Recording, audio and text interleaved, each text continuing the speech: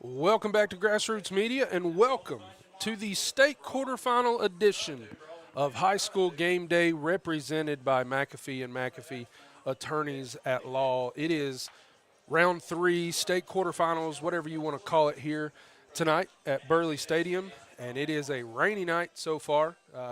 That's the forecast. We are excited to be here with you tonight, whether you can be here, you're on your way to the game, or you're going to be making it a little bit later, or you're not going to be able to make it at all. We're glad that you're joining us here on Grassroots Media. It's been a really fun season so far. We've got to do a lot of fun games and exciting games, but this one I think is going to be should be one of the most exciting games that we'll do all year. So, you know, normally with our high school game day, we have an entire slate of games to run down around Region 1 in East Tennessee. This week, we only have 3 games in Region 1, which is why we got started just a little bit late here tonight. Obviously, you see this game. You're seeing it on your screen. You've circled it on your calendar. You're excited for this game here tonight. We're excited to bring that to you. But also another big game in Region 1, Alcoa and Gatlinburg-Pittman. Alcoa is 10-1 on the year. Gatlinburg-Pittman is standing at 11-1. It's a Gatlinburg-Pittman team that we actually got to watch play against Chucky Doak.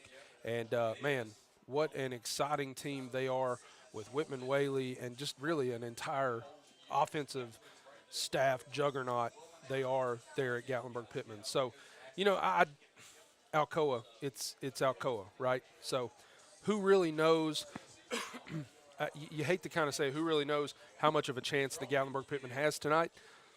I would imagine that game is probably a favorite. The Alcoa is probably a favorite to walk away with a win tonight. However, Gatlinburg-Pittman is the host, and if you've ever been to Gatlinburg-Pittman, if you've ever watched a game at Gatlinburg-Pittman, you know how tough it is to play there at Gatlinburg-Pittman. Beautiful place, beautiful facility, difficult place to play.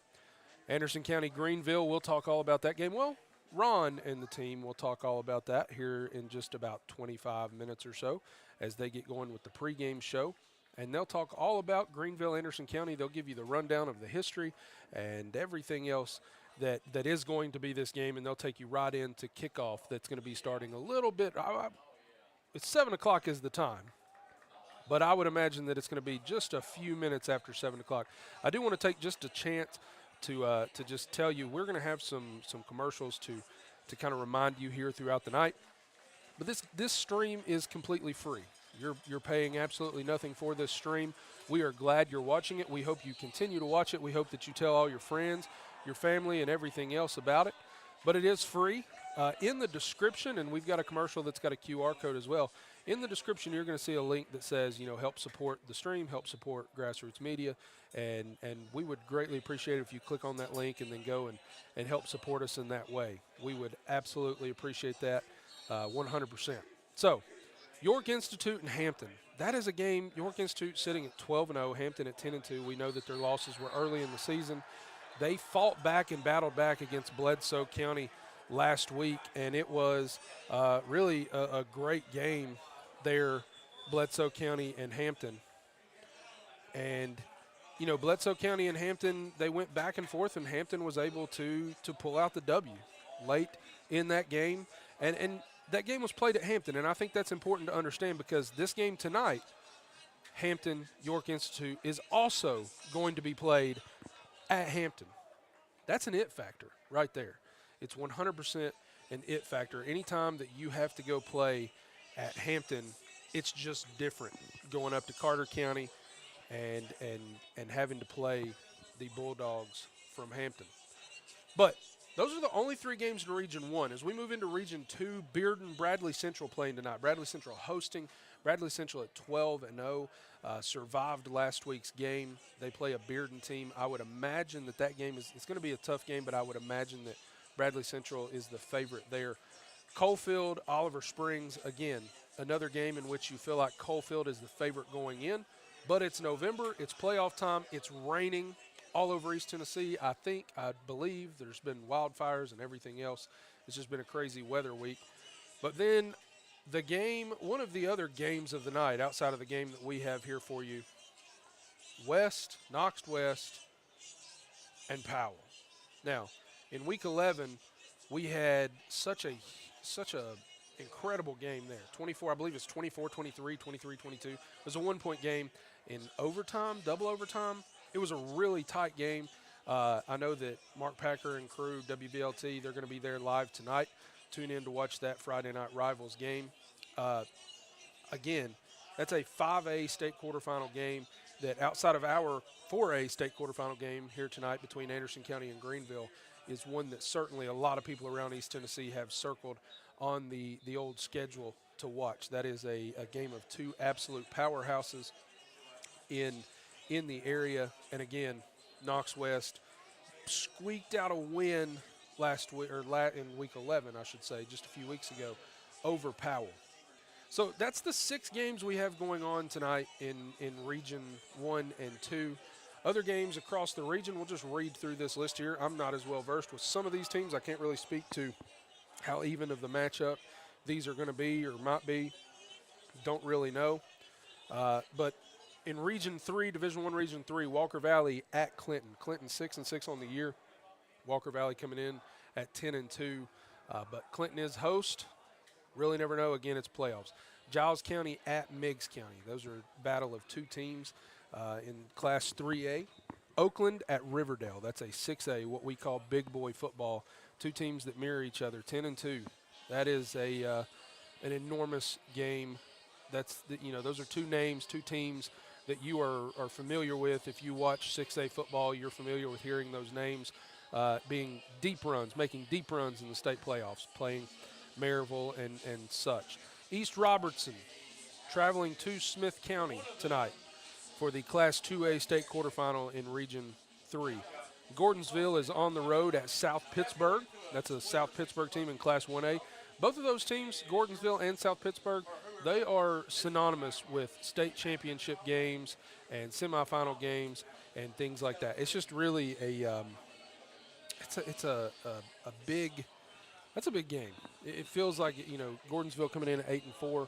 A lot of these schools, like tonight with Anderson County at 8-4, but the losses that they have on the season are to teams that are not only in classifications higher than them, but are very, very good. Many of them are playing tonight in the 3rd round of the playoffs. We are going to take a short break, and when we come back, we'll finish on the second half of the high school game day, represented by McAfee and McAfee Attorneys at Law. At Corner Pawn, the friendly and knowledgeable staff has the experience necessary to help you out regardless the need. Have an item of value you'd like to pawn or sell? Corner Pawn can help. They pawn numerous items of value, including firearms, tools, ammunition, silver, coins, and much more. When you walk through their doors, you'll find well-stocked shelves full of electronics, gaming systems, fishing and hunting equipment, car audio and accessories. And don't forget about the room full of guitars and basses and amplifiers, or their outside lawn and garden equipment. Corner Pawn is a case knife dealer and carries numerous used knives as well. Stop by and let the friendly staff at Corner Pawn help you today at 432 East Bernard Avenue, Greenville, Tennessee.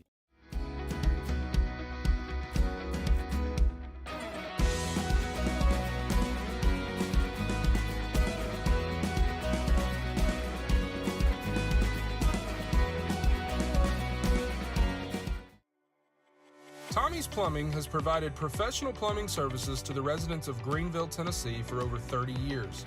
Our experience and reputation have helped us grow our business to add locations in Jonesboro, Tennessee. Tommie's Plumbing is local and family owned, and we offer a full line of plumbing services, such as kitchen faucet, shower faucets, commodes, and bathroom faucets, as well as drain cleaning. We also provide outside plumbing work, such as septic and sewer drain cleanouts, as well as repair and replace. Tommie's Plumbing pretty much does it all. Tommie's Plumbing is licensed, bonded, and insured. Our quality workmanship and passion to provide our clients with expert service is second to none. We guarantee we have the best warranty around.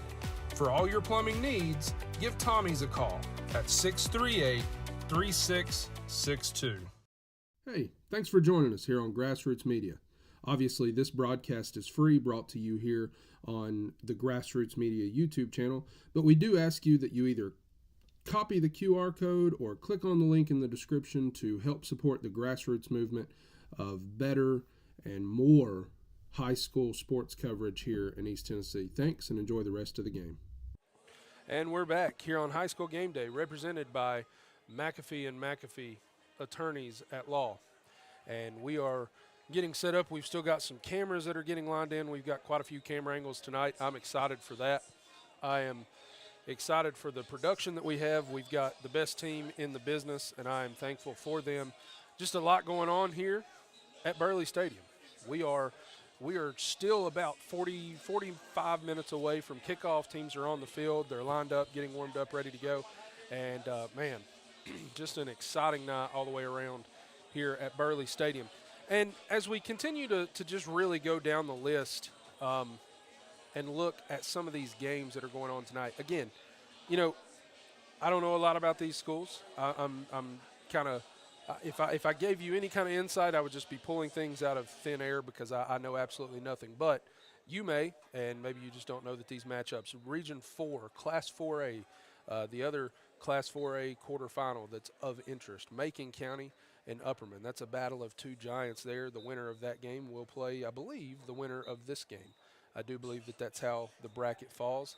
So the winner of Macon County and Upperman will play the winner of Greenville, Anderson County. So that's going to be one to keep track of tonight as you're, watching your Mavericks or your Green Devils play tonight. You want to also see, if we win this game, who is it that we're going to be playing?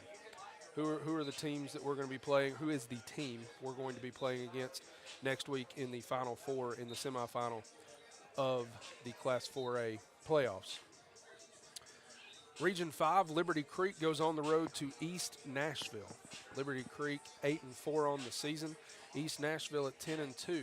In Class 1A, another quarterfinal, McKenzie travels to Moore County. That's a battle of two teams. Again, McKenzie at 11-1 on the season, Moore County at 12-0. A lot of times records don't really imply a whole lot, but if you make it to the third round, if you make it to the quarterfinals of the state playoffs, you obviously are a good football team regardless of what your record states. Class 4A, another Class 4A quarterfinal game, Marshall County and Pearl Cone. Marshall County sitting at 10-2 on the season, Pearl Cone at 12-0 here this year, and Pearl Cone is at home for that game. Pearl Cone, I believe at one time in the season, here late in the season, was ranked number 1 in the state in Class 4A. Region 6, Ravenwood and Brentwood. Brentwood sitting at 12-0 on the season. Ravenwood coming into this game again at Brentwood. Ravenwood coming in at a 9-3 record. That is another 6A quarterfinal big boy football game. Decatur County, Riverside. Decatur County, Riverside on the road at Huntington. Huntington is 11-1, hosting Decatur County Riverside at 10-2. That is a Class 2A state quarterfinal matchup. That is a potential opponent down the road. I guess it would be state championship potential opponent for either Hampton or York Institute as they play tonight. Centennial on the road at Page. Centennial on the road at Page. Centennial coming in the game 10-2, record. Page at 11-1. That is a 5A state quarterfinal game there in Region 6. And then Region 7, Union City, Dresden. Class 1A state quarterfinal. Covington, Dyersburg, another Class 3A quarterfinal. Dyer County. Now, again, we say that records don't really mean a whole lot when it comes to November. Dyer County coming into this game at 7-5. And they're going on the road to Haywood in that Class 4A state quarterfinal. So be interesting to see there. Again, it means absolutely nothing when you're talking about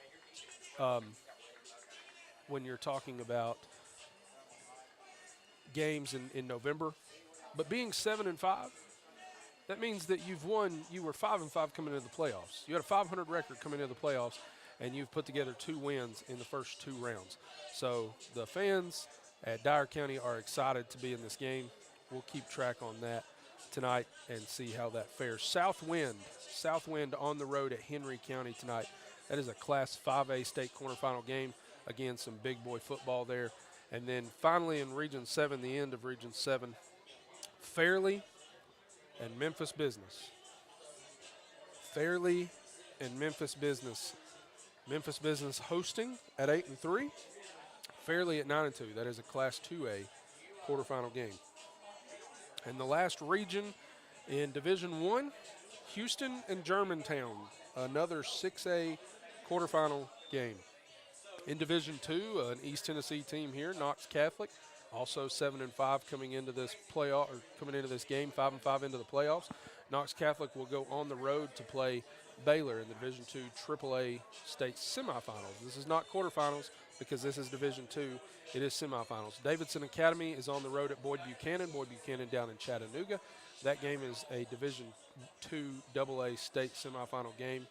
Nashville Christian at 6-6, 500 on the season. So entered the playoffs at around, I guess, 4-6. 6-6 coming into this game. Friendship Christian 10-2. Friendship Christian is hosting. That is a Division 2 1A state semifinal game. NBA at McCallie.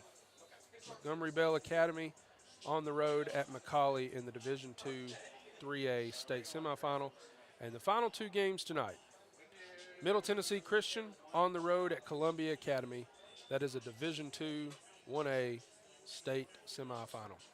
And the final game of the week, Franklin Road Academy at CPA. It's a Division 2 AA state semifinal, and that is going to wrap it up for the quarterfinal and semifinal matchups. There's not a lot of football going on. It's kind of hard to believe. It feels like just the other day we were starting the fall season, and now for, all intents and purposes, basketball season is upon us, both in the college ranks and also in the in the high school ranks as well. We had some basketball games this week as Greenville plays. I think every school in Greene County has now played. They've opened up with Hall of Fame games there. And so seasons, I believe next week, being Thanksgiving week, there's a lot of Thanksgiving holiday tournaments and stuff going on. But we're going to take another quick break. And when we get back, we're going to get ready and get set for the Biggie's Daily pregame show, as we will run down, Ron and the radio guys over at WGRV, who will have the call here for you tonight, going to have their audio streaming in. Really excited about that. We've partnered with Radio Greenville all season for our streams and our broadcasts, and so we are excited to have them again tonight. Ron and company will bring you into the game. They'll tell you all about the game. They'll tell you all about the stats and all about the history, and they'll run down every single thing that you could possibly want to know. And when they're finished, it'll be time for kickoff. So that's going to do it for high school game day. We're going to go to a break, but that's going to be it for high school game day, represented by McAfee and McAfee, attorneys at law. Pizza, pancakes, or donuts. The Davy Crockett Travel Center in Baileyton has the cure for all your cravings. While you're there, shop our general store for souvenirs, gifts, and cellular accessories. In a hurry, grab a cold drink and a hot dog to go. Check us out on Facebook and come to Baileyton. Hometown Realty of Greenville is selling Greenville and Greene County 1 yard at a time. Every coach knows making the right call is what makes his team successful. If you want success in moving your real estate, get the home field advantage.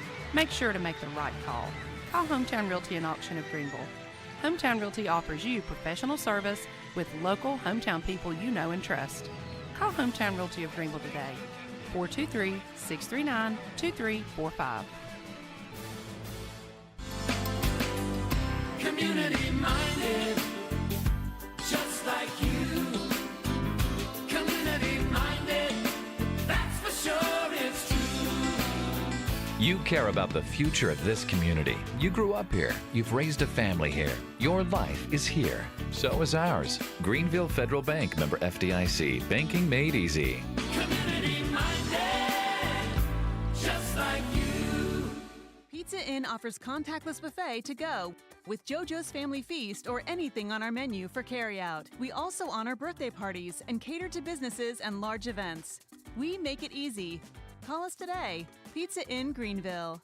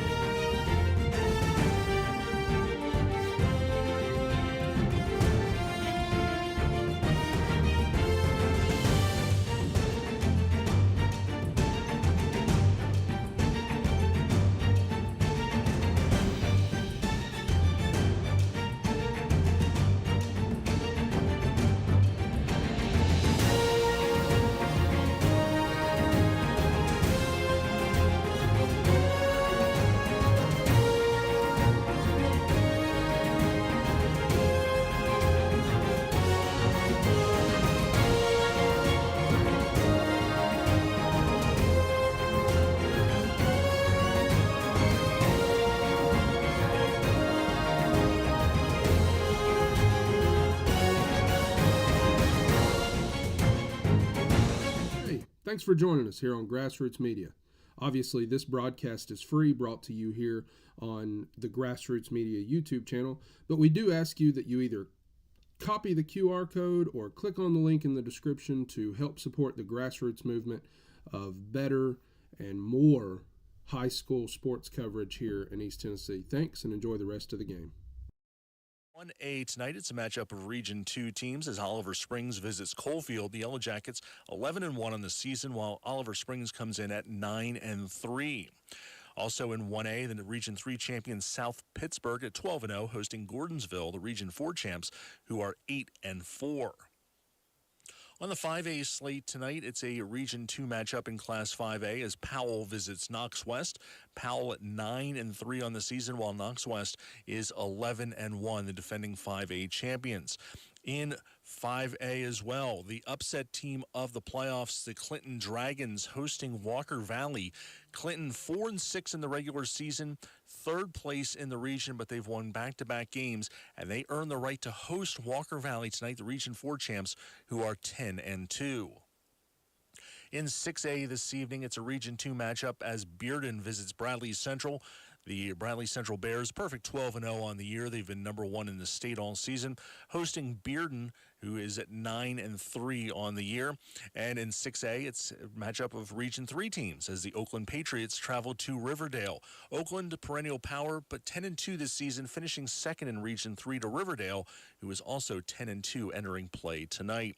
Tonight's winners will meet in next week's state semifinals, and then the Blue Cross Bowl's just 2 weeks away, coming up at the beginning of December.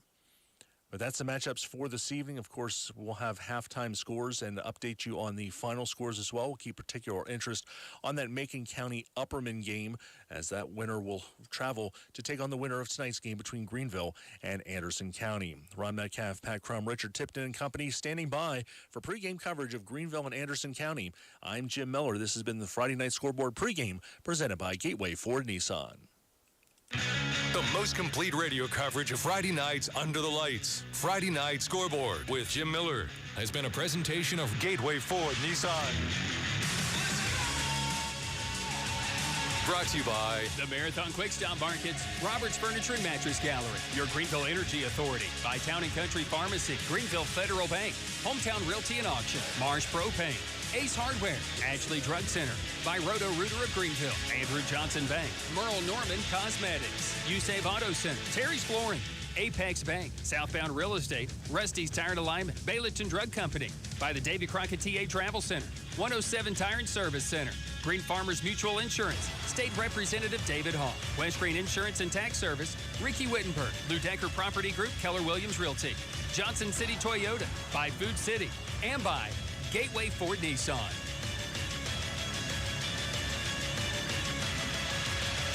And now, the most extensive high school coverage from Radio Greenville with Ron Metcalf and Pat Crum on WGRV, with Brian Staten and Barry Carter on WIKQ, and Cody Gwynn on WSMG. And now, Friday nights under the lights. The following is a presentation of Radio Greenville Sports. The Gateway Ford Nissan Greenville Football Game of the Week. Green Devil Football on 99.5 FM and 1340 AM WGRV. Also heard online at greenvillefootball.com and with the TuneIn app. Brought to you by the Red, White, and Blue Marathon Quick Stop Markets, Roberts Furniture and Mattress Gallery, your Greenville Energy Authority, Greenville Federal Bank, Hometown Realty and Auction, Marsh Propane, Ace Hardware, Ashley Drug Center, Andrew Johnson Bank, Merle Norman Cosmetics, Roto-Rooter of Greenville, USAVE Auto Center, Terry's Flooring, Johnson City Toyota, Food City, and by Apex Bank. The Gateway Ford Nissan Greenville Football Game of the Week.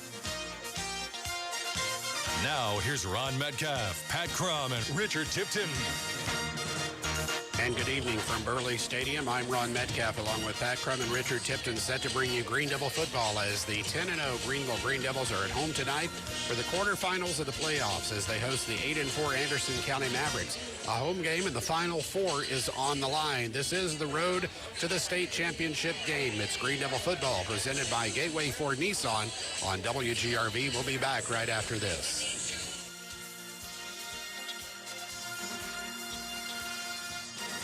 This is Connie Kilday, branch manager at Andrew Johnson Bank, your trusted banking partner for over 4 decades. Banking is more than just numbers and transactions to me. It's my passion. So if you're looking for a banking partner who truly cares about your financial well-being, look no further. Visit me at our main office in downtown Greenville. Andrew Johnson Bank, where helping friends is our business. ajbank.com, member FDIC. Green Outdoors, the new headquarters dedicated to your work, play, and life outside. For mowing, trimming, hauling, riding, or just chilling and grilling, Green Outdoor has you covered. Work trailers by Bravo and Gatormade, Ferris zero-turn mowers, street-legal golf carts and electric bicycles by Bentelli, luxurious pool and patio furniture, bull grills and outdoor kitchens, blowers, trimmers, and chainsaws and more. Top brands, big selection, and factory direct savings. See Miles Kilday and his team beside Pals at 3305 East Andrew Johnson Highway. Online at greenoutdoor.com. Food City, it's butchers that freshly cut roast, party trays, gourmet cookies and cakes. Those are some things that I love the most, like store-made candies and fresh bakes. The promise of fresh produce they make has holiday guests raising a toast. And Food City's help is all that it takes to make me the host with the most. Nobody does food or the holidays like Food City. Taking your medication correctly is very important, and Ashley Drug Center has taken the hassle out of doing just that with their meds dosing packets. Make every day simpler by simply having all your prescriptions filled at Ashley Drug, where with their meds packaging, they help take the risk out of making a medication mistake. All your medications will be labeled by day and time of day to take. Ask Ashley Drug in the West Green Shopping Center about meds packaging of your medications.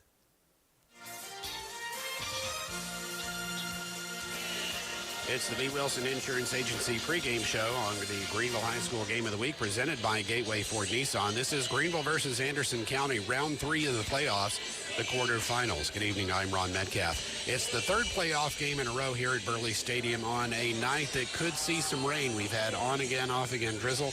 There are some heavier showers expected for this evening. Right now, the radar and weather forecast looks like that may hold off towards the end of the game. We hope it's not a factor in the fourth quarter.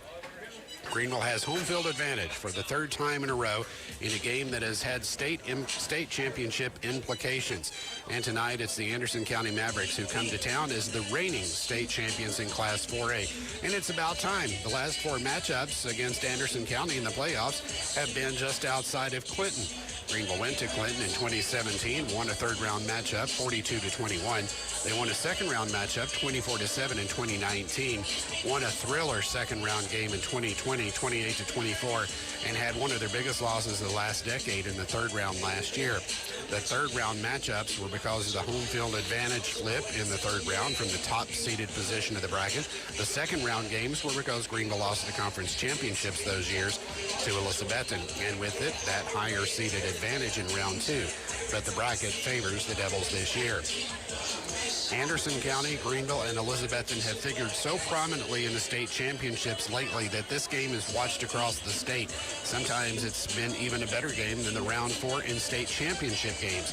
Not always, but often. Since the TSSAA reclassified and realigned in 2017, the winner of this game has gone on to the state championship game every year, 6 straight years. The third round game has been Greenville versus Anderson County 3 times, Greenville versus Elizabethton 3 times.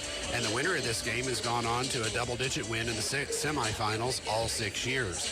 The only blemish on that whole record is Elizabethton's overtime loss in 2021. That's the only year that the winner of this game didn't win the state championship. And you have to consider that this is a battle of just 2 regions. There are 6 others from Chattanooga to Memphis that haven't had a game as big of an impact as this one. So yeah, a lot on the line tonight. This is the B. Wilson Insurance Agency pregame show on WGRV, WIKQ, and online at greenvillefootball.com. And we welcome in Grassroots Sports Media this this evening also. We're back with more right after this. Hey fans, it's B. Wilson at B. Wilson Insurance. It's football time in Tennessee. I hope all the teams have a great season and have fun playing the game. We at B. Wilson Insurance offer a variety of health, life, dental, vision, Medicare supplements, prescription drug plans, just to name a few. B. Wilson Insurance is located at 506 Justice Drive. Hey, thanks again for watching here on Grassroots Media.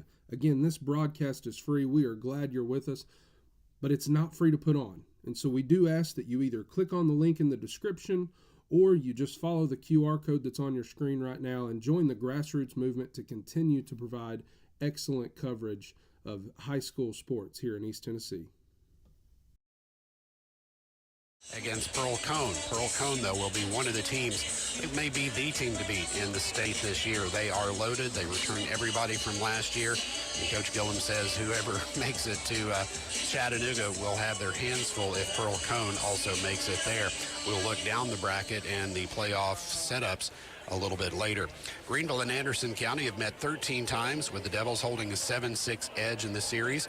7 of those 13 games have been in the playoffs, but it's the ones in the last reclassification period that are the most important, as we touched on before.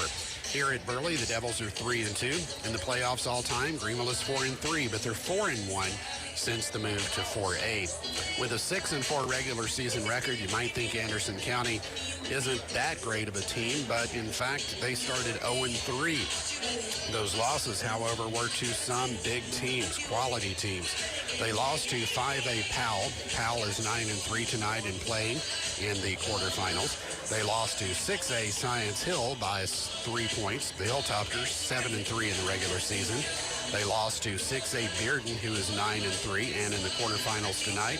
And they lost to Knox West by 1 point. Knox West 11-1 playing in Powell tonight. West's only program loss was to Alcoa, by the way. So those losses for Anderson County were to some very good programs. And Davey Gillum, much like Eddie Spradlin, thinks that if you play a good opponent, it makes you better. So the 6-4 record is not really indicative of how good the Anderson County team is. Their wins, kind of like Greenville in the conference, over fair opponents, mediocre opponents, conference mates similar to Greenville. They beat Fulton 50-14. They beat Seymour 51-7. Carter 49-0. Gibbs 55-6, and South Doyle 56-16. Anderson County has scored 267 points in conference play. Greenville scored 307, very close. Anderson County gave up only 37 points in their conference. Greenville only gave up 27, again, very close. For the season, Anderson County had only 5 more overall points than Greenville, 367 to 362. But remember, Greenville had 2 less games that were no contest and aren't counted due to the Lightning. The defense for Anderson County gave up 165 points compared to 55 for Greenville. Again, 2 games for Greenville don't count in that point total either. The Anderson County offense goes behind quarterback Isaiah Hall, who played here for Greenville briefly as a freshman in 2020. He's at his 3rd school in 4 years after a stint at Jefferson County. But with the Mavericks as a senior, he is a big part of their success. He's thrown for over 3,000 yards and 24 touchdowns with 8 interceptions. And when he's not throwing, Nick Moog is running. A senior Mr. Football nominee, 1,200 yards rushing, 25 touchdowns. Greenville, by comparison, stat-wise, just 1,450 yards total passing, less than half of just Hall. Running-wise, the stats a bit closer. Carson Quillin, he topped 1,000 yards last week. But again, the point totals, the point output, they're both getting on the scoreboard about the same amount of times. Greenville's defense will be a key to this game, as it will for Anderson County. And who can dominate that offensive line? Both teams have a lot of players go both ways, too. So should it be a 4th quarter battle, it will be a test of limits. Nobody said, though, that the road to the championship would be easy. It's Greenville versus Anderson County when we return on the B. Wilson Insurance pregame show on WGRV. It's presented by Gateway Ford Nissan of Greenville. At Corner Pond, the friendly and knowledgeable staff has the experience necessary to help you out regardless the need. Have an item of value you'd like to pawn or sell? Corner Pond can help. They pawn numerous items of value, including firearms, tools, ammunition, silver, coins, and much more. When you walk through their doors, you'll find well-stocked shelves full of electronics, gaming systems, fishing and hunting equipment, car audio and accessories. And don't forget about the room full of guitars and basses and amplifiers, or their outside lawn and garden equipment. Korner Pawn is a case knife dealer and carries numerous used knives as well. Stop by and let the friendly staff at Korner Pawn help you today at 432 East Bernard Avenue, Greeneville, Tennessee. Tommie's Plumbing has provided professional plumbing services to the residents of Greenville, Tennessee for over 30 years. Our experience and reputation have helped us grow our business to add locations in Jonesboro, Tennessee. Tommie's Plumbing is local and family owned, and we offer a full line of plumbing services, such as kitchen faucet, shower faucets, commodes, and bathroom faucets, as well as drain cleaning. We also provide outside plumbing work, such as septic and sewer drain cleanouts, as well as repair and replace. Tommie's Plumbing pretty much does it all. Tommie's Plumbing is licensed, bonded, and insured. Our quality workmanship and passion to provide our clients with expert service is second to none. We guarantee we have the best warranty around. For all your plumbing needs, give Tommie's a call at 638-3662. Let's take a look at the playoff brackets and see who's playing tonight and how they got there. Greenville, of course, with the opening round win over Fulton. They beat Gibbs last week 42-0. Anderson County beat Sullivan East 49-0 in the first round. They beat Elizabethton last week 21-7. In Region 3, it's an upset last week of Macon County. They were the number 2 seed out of Region 4. They beat the number 1 seed out of Chattanooga, Region 3, Red Bank, 28-7. They are on the road tonight at Upperman, who comes into that game 12-0. Upperman with a 56-14 first-round win over Eastridge, and then they beat Stone Memorial last week, 28-14. So Upperman undefeated, hosting Macon County. Upperman was the number 1 seed from Region 4, and Macon County the number 2 seed from Region 4. Pearl Cone, the number 1 ranked team in the state in the AP. They come out of Region 5.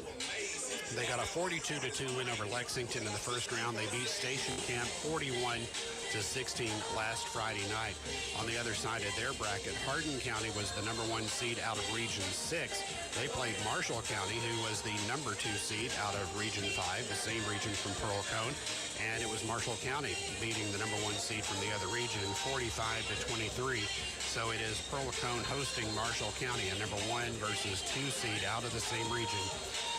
Down around the middle of the state. And then out in West Tennessee, Haywood, Greenville played them in the state championship games a few years back. Haywood made a return trip the next year, losing to Elizabethton. They beat Kirby in the first round 44-6. They beat Millington last week 47-26. They are at home tonight against Dyer County.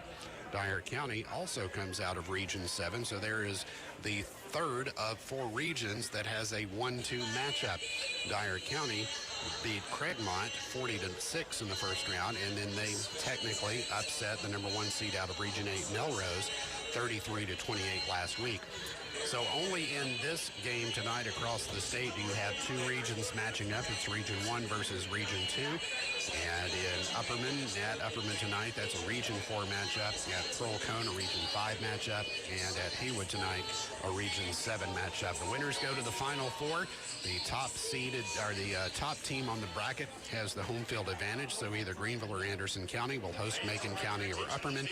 Pearl Cone or Marshall County will host either Haywood or Dyer County. The state championship game will be Saturday, December 2nd at Finley Stadium in Chattanooga at 11 a.m.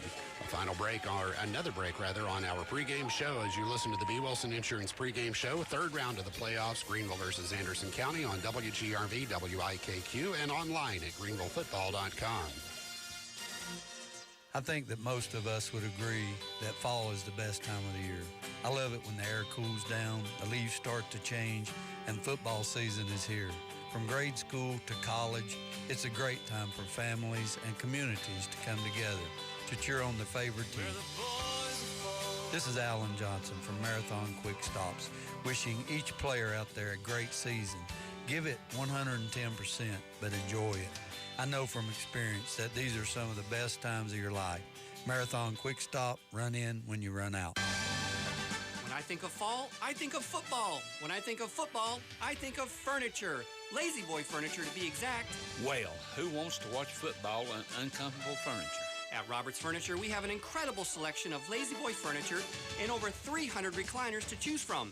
At Roberts, you can buy 2 matching Lazy Boy recliners for only $9.99. Don't order and wait. At Roberts, you can enjoy it now. Make the short drive to Roberts Furniture and Mattress Gallery in Town Square Shopping Center.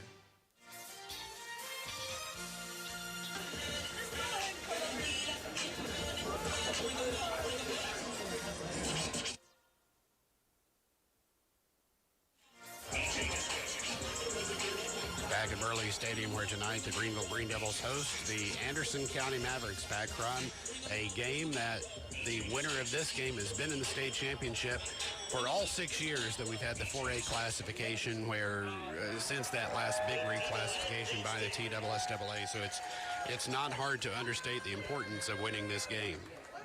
Big a game as you'll get. You got 2 quality football teams. Anderson County had won the state championship last year. Greenville, it's won 4 state titles in 4A. It's been a little while for the Green Devils. They're anxious to get back. They want to get to Chattanooga this year, and this is about the biggest roadblock that they can try to hurdle in Anderson County. Anderson County is going to come up with a lot of yards on offense, but about the same number of points as Greenville. What does that tell you about how that offense operates? Well, they are a quick strike offense. They've got a quarterback that can sling it all over the place. Over 3,100 yards on the season. Really throws the football well, athletic. He can get out of the pocket and make plays down the field. He started his career at Greenville High and has ended up at Anderson County. Via Jefferson County on the way, but he is absolutely a phenomenal quarterback, and Greenville will have their hands full trying to keep him in the pocket. Now, last year against Martinez, that was Anderson County's quarterback, they really wanted to get pressure on him, and they weren't able to do so. Anderson County last year in that game threw for 334 yards against the Green Devils, only had 6 incompletions on the season, could not make the quarterback uncomfortable in the pocket, and that's something that Greenville's going to try to do tonight. Contain him to the pocket, but not let him step up and just pick your defense apart. I think Greenville did a good job last week keeping Gibbs' quarterback under pressure, and as good a quarterback as he was, I think that was one of the turning points of the game. And as you know, what you said is what Danny Bentley said. You get Isaiah Hall out in space, and that's when he can make a play. If you keep him in the pocket, that's when you got an opportunity to make a play. Yeah, exactly. And Greenville last year against Anderson County had a lot of blitzes that they dialed up and were unsuccessful in getting to Martinez. A huge offensive line that Anderson County comes at you with. They go 240, 235, 300, 280, and 300 across their offensive line. So some big old guys that can push you out of the way and make it difficult to get to the quarterback. Greenville versus Anderson County, 3rd round of the playoffs. The winner gets a home game next week in the Final Four. Another break. When we come back, we'll hear from Anderson County head coach Davey Gillum and Greenville head coach Eddie Spradlin as the B. Wilson Insurance game continues here on WGRV, presented by Gateway Ford Nissan. Shopping for pre-owned? Know this. If you buy a certified pre-owned from Johnson City Toyota, you get a 12-month, 12,000-mile comprehensive warranty, complimentary oil changes, and a lifetime powertrain warranty. Plus, you get our Love It or Leave It 100% satisfaction guaranteed vehicle exchange policy. And in addition to that, every vehicle we sell comes with a vehicle history report, so the history is no mystery when you buy pre-owned from us. See our inventory and pricing at johnsoncitytoyota.com. That's johnsoncitytoyota.com. See dealer for details. Hi, Mike Harold here with a message from Roto-Rooter. Roto-Rooter is a big city name, but we are actually a locally owned and family-operated business. When we come to your house, we bring state-of-the-art equipment and technology from Roto-Rooter to fix your problem right the first time. Roto-Rooter, often imitated, never duplicated. Call 636-ROTO. That's 636-ROTO. Roto-Rooter.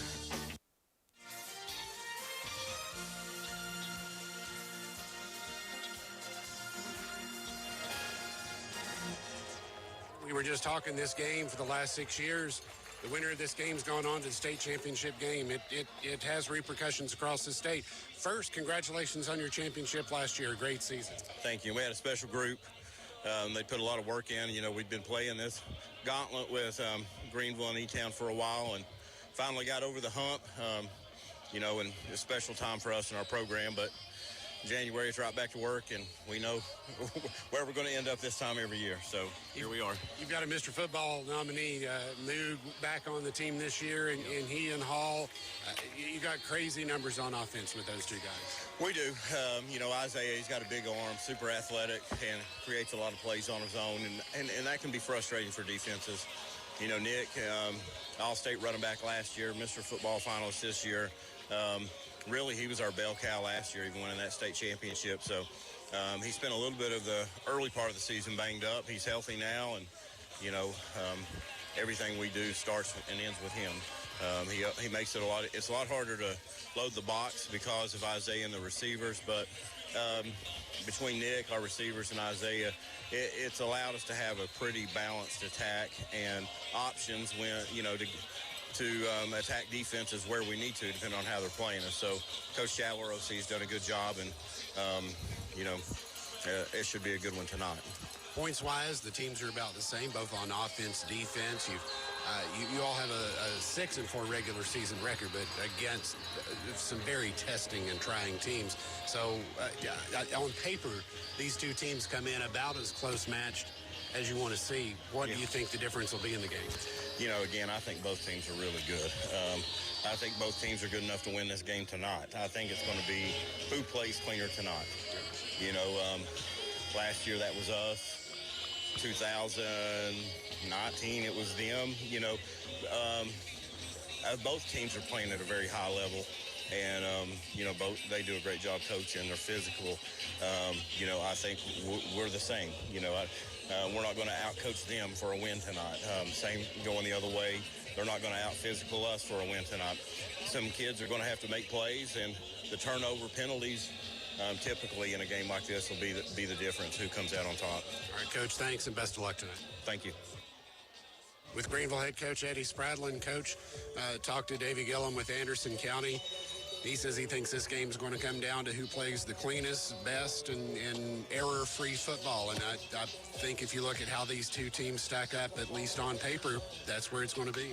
Yeah, for sure. You know, two very similar football teams, two programs that are successful because of how they're ran, I think. You know, just by hard work, you know, they're going to do the same kind of stuff that we are in the weight room. And, you know, that's what's made them successful the past few years, just the hard work. And, you know, that's what has made us successful over our run since, you know, really it started back in 2007. Just dedication to the weight room and just how we're going to run the program, and kind of same thing from them. And both teams play physical and play hard. That's what you're going to get. The quarterback, Isaiah Hall, likes to throw the ball over 3,000 yards passing. What do you have to do tonight to keep those 3,000 yards from being touchdown yards? Well, first and foremost, you got to get pressure on him, and then you got to stay in coverage. They do a great job when he scrambles. The receivers, you know, get open, and they were able to extend 3 plays last week against Elizabethton that turned into 3 touchdowns, 2 of them passing touchdowns. Another one, a big one, they got tackled, but because he's able to extend plays with his feet, and that's how they got their 3 touchdowns last week. So.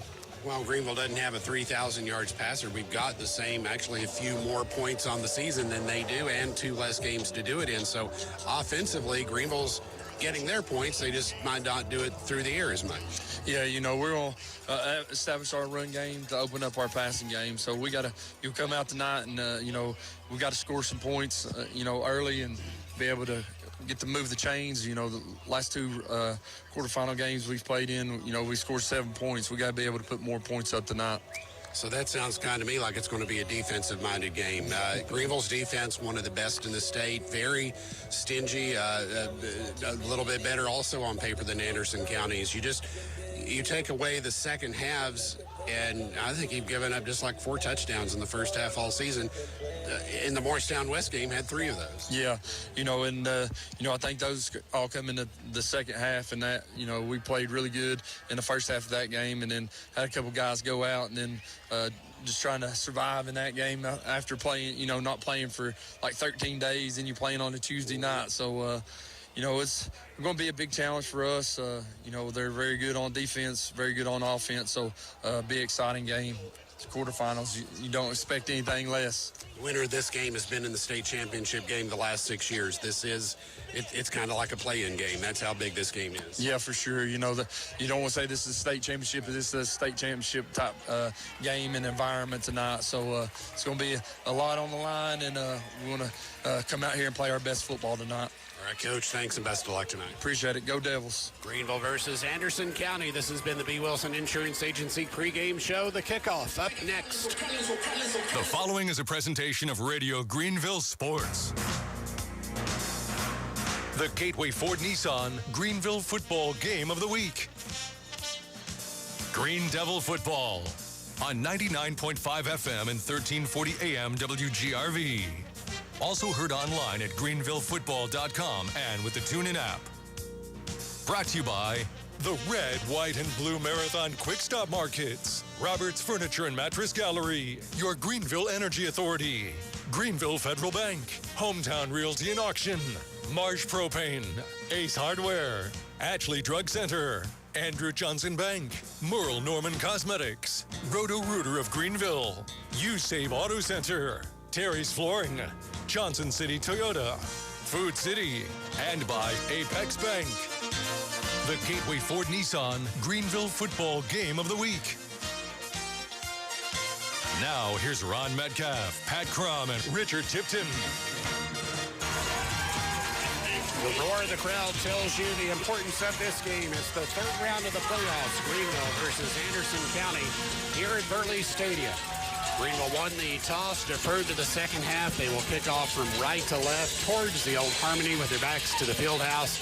Anderson County in their white jerseys with blue numbers will be receiving. Back to receive for Anderson County. Nick Moog, watch him. He is a dangerous player. He's to the near side and to the far side, Trent Strickland.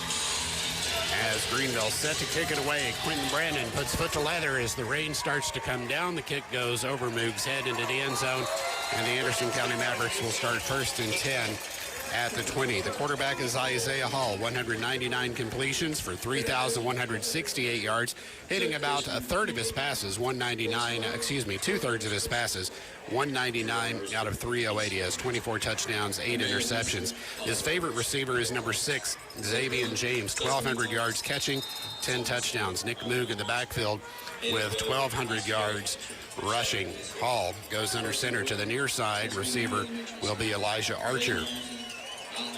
Center field, first and 10, as Anderson County sends a tight end out to block. Pass downfield, first play of the game. Great pass blocked up by Carson Quillett as the intended receiver had a good angle on him, Xavier James, but Carson Quillen comes in and makes a great play, Pat. Yeah, beautiful fade route, so I'm working on it in pregame, and Hall really throws a beautiful fade route out there, and just going deep right off the bat, trying to loosen up this Greenville defense. Greenville, Dabney got knocked out on a kickoff coverage last week, and we got Zayden Anderson checked in at safety tonight. Isaiah Hall has two receivers to the right, takes the snap, fakes the give, screen pass left, complete to Dalen Cole. Cole at the 21-yard line runs into Zach Prisman, and Drew Armbruster gets forward they're going to get him 6 yards out across the 25 to the 26-yard line where it will be 3rd and 4. Yeah, great job by Pillar, I believe it was the outside linebacker, got in the backfield, made a hit on him, but running back was able to keep his legs churning and get out the tackle, picked up about 5.5, 6 yards on the play. 3rd down, a long 4 as Moog shifts to the left of Hall. Hall rolls out to his left, now back to his right, pressure on, screen pass caught, and dropped back at the 22-yard line. It was Moog on the catch, and Armbruster read that screen all the way and makes the tackle for a 3-yard loss, and the Anderson County Mavericks will be punting on their first possession. Yeah, trips out to the wide side of the field, and they tried to make it look like they were going to the wide side of the field, got the defense all to float that way, but the linebacker, Armbruster, read the play, got around an offensive lineman, and stopped the middle screen back to the short side of the field. He comes with 10:42 left in the first quarter. Back to punt is Tyler Radcliffe. Snap back, punt almost blocked. Carson Quillen watches it bounce at the 45 and roll sideways out of bounds at the 40. So the Green Devils get good field position by virtue of a stop on defense against the Anderson County Mavericks. Greenville will start 1st and 10 at their own 41-yard line. Opening series of this third round game, Anderson County goes 3 and out. Greenville, the quarterback, Corbin Cannon, 1,148 yards passing, 9 touchdowns, 4 interceptions. We've also seen Caden Ball come in, 267 yards passing. Caden, though, with 300 yards rushing, as he's a little bit faster of the two. But Cannon has been running hard the last 3 games. Greenville goes with Carson Quill in the backfield, trips receivers to the left, 1st and 10 Devils at their own 41. Snap back, handoff. Quillen starts right, gets to the line of scrimmage, and is met there by Anderson County for no gain. Inside zone read, and just the defensive end came crashing down the line. Greenville gave it to Quillen, and the defensive end was crashing straight down.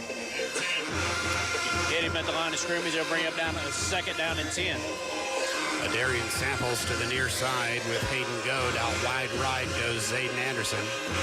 Greenville has the tight end left, Zach Grisman. Cannon with the snap, give Carson Quillen straight up the middle. Carson gets out to the 45.5-yard line, so that will put Greenville in a 3rd and 6. They need to get to the Anderson County 49. It comes with 9:43 left in the first quarter. No score. First drive by the Devils. Same set with 2 receivers left, 1 right. The tight end left is Grisman. Snap back, handoff. Carson Quillen fighting his way through the middle, pushes forward for a couple out to the 48-yard line, but is drugged down from behind there by Landon Eagle. And that will bring up 4th down for the Green Devils, and the punting team comes on. Quentin Brandon averaging 39 yards per punt. This is a game all about field position. Greenville got good position after the punt, not able to take advantage of it, and they're going to try to pin Anderson County deep.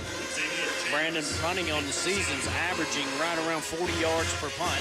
He'll be kicking from his own 35-yard line. Back deep to receive. Anderson County standing back around the 15-yard line. Snap is back. Punt is away. Nice high spiral punt. Fair catch called for and made at the 10-yard line by Xavier James. So Greenville pushes Anderson County back a little bit. They get the advantage on the swap of punts and field position there, in the Anderson County Mavericks will start 1st and 10 at their own 10 with 8:37 left in the first quarter. All right, Pat, we've got that out of the way. Both teams have gotten their jitters out and their excitement out. Now they're ready to get down and play football. It's going to be a defensive slugfest. There's 2 teams that do a great job on defensive side of the ball. They can match up pretty well against each other. It's probably going to come down to turnovers and penalties. And last year's game, Greenville had 5 turnovers in this game. That's really what got Anderson County out of the blocks, got them in the lead, and changed the whole tide of this series. Handoff goes to move up the middle. Hit at the 10, pushes forward to the 11-yard line. Armbruster got in initially. He shot the gap, and I think it was the defensive lineman 65 or 55. Izzy and Humphrey both came crashing down from defensive tackle position and made the stop right at the line of scrimmage. 8:15 left first quarter, no score. Wide receiver out left, Xavier James. He's the top receiver. The other receivers are in tight with kind of a stack ride of Strickland, Dale and Cole, and Evan Pyatt. I believe they broke the huddle. Yeah, too many players when they broke the huddle. So that'll be a penalty against Anderson County for just that.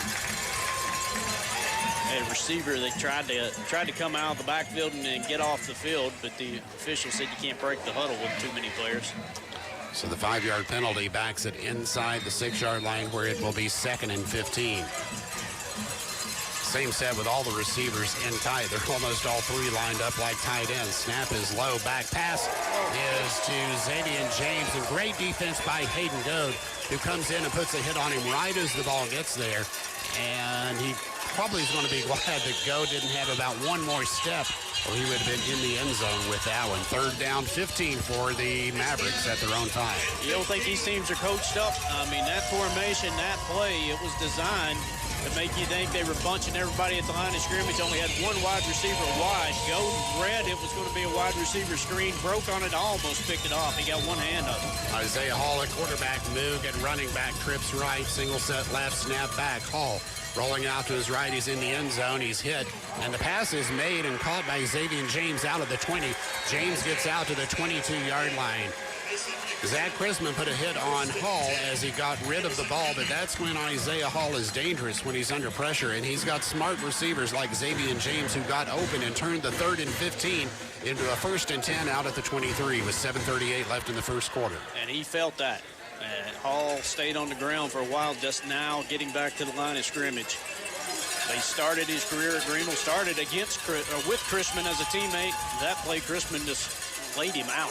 And off Moog, there is nothing there inside on that play as Moog is swarmed, and it is Merriweather and Chrisman again teaming up for that tackle. No gain, 2nd down 10. And we talked about trying to keep him in the pocket. Hall got out of the pocket on the previous play and was able to dump it off going to reversing field back across the middle. That enabled him to pick up the 1st down. 5 wide, all receivers 4 to the near side, including Moog. It's James out wide left by himself. 2nd and 10, Isaiah Hall in the shotgun. Anderson County with the snap. Hall under pressure. Steps up, out of it, throws downfield to Snow. His receiver fell down. They're going to call Greenville for pass interference on Goad. Dalen Cole was the intended receiver. It looked like his ankles got caught up kind of in themselves, but Goad was there. So they will call pass interference against Greenville, and Anderson County will get a 1st down out of the call with 6:44 left in the first quarter. Oh, we had 2 flags. I thought I saw one come out initially and the second one come out. Well, I prefer a hold back here, but I don't see that one. Yeah, I thought we had 2 flags on the play. But we've got a pass interference against Greenville, and that's it. That was the only one. So it's a 10-yard penalty. 15. And that was the quarterback looked to his right. Nothing was there. He looks back to the left side of the field. The receiver had ran a little stop route. And by the quarterback being able to scramble around, buy some extra time, he then released on a go route. Him and the corner got tied up together. He went to the ground. 1st down for the Mavericks. 2 receivers left, 2 right. Moog in the backfield. Hall sends Moog out. Takes the snap. Pass across the middle of the screen. It's caught and dropped. And Greenville's on it. Xavier James had it, but they're going to say it was never in his possession as Drew Armbruster and Nick Pillar pancake him, and the ball comes out, and it goes incomplete. 2nd down 6. Well, he had Pillar on his backside, and he had Armbruster closing from the middle of the field, and the ball hit him right in the numbers, and Armbruster dislodged it. Not 2 guys you want to get sandwiched in between. Xavier James is number 6. He's to the near side with Strickland and Dalen Cole, who is number 10. We've got a tight end left this time. Hall on 2nd and 10. Takes the snap, gives to Moog. Moog pursued from behind and tackled. Armbruster makes the tackle. Bryson Myers read it from behind and kind of chased him into Armbruster's grasp. That'll bring up 3rd down. 6:26 left in a scoreless first quarter here at Burley Stadium. Moog with 1,200 yards rushing. You think about their passing attack, over 3,000 yards passing. You think about it being a high-scoring game, but he's a bruiser between the tackles, over 1,200 yards, but they'll throw it to him. He's got it, 18 catches, 229 yards as well. 3rd down for the Mavericks from their own 38. Trips right. Isaiah Hall looks that way. Here comes pressure. And Hall eats it back at the 25-yard line. Greenville with the sack, led by Brandon Iizzi and Bryson Myers. Great job by Iizzi getting pressure up the middle, not letting the quarterback step up. He tried to get to the outside. Myers had the outside contained. Enabled Iizzi to come over and get the sack. Great job, Myers and Iizzi both getting to the quarterback and bringing up a 4th down. Punt formation for the Mavericks. Tyler Radcliffe to punt it away. Carson Quillen stands at his 40. 5:21 left in the first quarter. No score. 2nd possession for the Mavericks. Winds up with a punt. Nice punt by Radcliffe. He angles it off to the side. It bounces up and down and gets a decent roll inside the 30 down to the 27-yard line. That's where the Green Devils will start 1st and 10 for their second offensive possession. So 3 and out for both teams on their first drive. Anderson County puts together a 7-play, 17-yard drive, aided by a great last-second catch by Xavier James, and then a 15-yard pass interference penalty against Greenville. And that puts Greenville back at the 27-yard line where they start 1st and 10. Pat? We're going to run the 40 later. It seems like Anderson County's had the ball the whole first quarter. They've had it for 5 minutes and 4 seconds. Greenville only a minute 51. When you look at it, Anderson County's ran 10 plays. They've got 10 total yards. 5:05 left in the first quarter. No score. The Devils back on offense with trips left. And Quillen in the backfield. And off Quillen, starts to the interior, cuts to the outside. He gets out to the 40, to the 45, to the 50, and down to the Anderson County 45-yard line. Carson Quillen with the pickup gets a height construction first down. Trent Strickland makes the tackle. There goes trip to the wide side of the field. They run back. Quillen to the short side of the field. He had nice stiff arm, broke a tackle, used that low center of gravity to keep those legs churning, and picks up another big first down for the Green Devils. Gets the offense kick-started past midfield. You're looking for a top-notch builder called Jamie Hyde and his crew. He's a third-generation builder. 6'3", 1075. It's a height construction first down for the Green Devils at the Anderson County 43. It comes with 4.5 left in the scoreless first quarter. Off, Quillen bumps into a tackler, rolls out of it, stiff arms, gets to the 40, gets to the 35, goes very close to that first down marker. They'll say he had a foot out at the 36-yard line, forced out by Landon Eagle by the Anderson County Mavericks. It will be 2nd down and 4, and that opens up a whole lot of different options, Pat. Great job by Quillen. He got hit immediately at the line of scrimmage and just rear-ended right out of it. Then beautiful move. Way to spin it all the way around and pick up 6 yards. And off Quillen. No gain there. Maybe a 1-yard loss. He hit Eli Nelson about like I hit those new speed bumps down on Ross Boulevard. You just can't get over them. So that will be a 1-yard loss and make it 3rd and 4 for the Green Devils. They got to get down to the 33. Pancake blocks on offense. You don't see too many pancake drives by a defensive lineman, but one of them just absolutely pancaked one of the offensive linemen for the Green Devils. Snap back. Pass across the middle, picked and dropped. You don't throw late across the middle. Cannon wanted go. He underthrew him, and it was tipped and juggled by Dalen Cole. Almost tipped him to himself. It goes incomplete. And Greenville kind of in a no-man's land now with 4th down and 3 at the 43-yard line. Your punter, Brandon, can easily put it into the end zone here. So you want him to ease up a little bit and try to pin him. Otherwise, you're just going to give up about 12 yards, 13, maybe a field position. You don't see Green Devils do this too often, punting from inside the 40-yard line of the opponent. But I think Coach Bradley realizes how tough this game's going to be. It's a fake. Snap to Carson Quillen. Carson to the 30, to the 25, to the 20, 15, 10, 5. Touchdown, Carson Quillen on the punt fake. On 4th down and 4. Carson Quillen goes into the end zone. Touchdown, Greenville, with 3:26 left in the first quarter. That's why you line up to punt it from your 37-yard line. You snapped it back to the up man, Quillen, your leading runner, gone over 1,000 yards on the season. You snap it back to him. He goes off the left side, beautifully set up, goes untouched, 37 yards for the touchdown. And Greenville scores first. They lead 6-0 with 3:26 left in the first quarter. It'll be Colton Smith the snap, Caden Ball to hold, and the kick is up, and Quinn Brandon's kick is good. Greenville 7, Anderson County 0. 3:26 left in the first quarter. You're listening to Green Devil Football on WGRV, WIKQ, and online at greenvillefootball.com. Hey, thanks again for watching here on Grassroots Media. Again, this broadcast is free. We are glad you're with us, but it's not free to put on. And so we do ask that you either click on the link in the description or you just follow the QR code that's on your screen right now and join the grassroots movement to continue to provide excellent coverage of high school sports here in East Tennessee.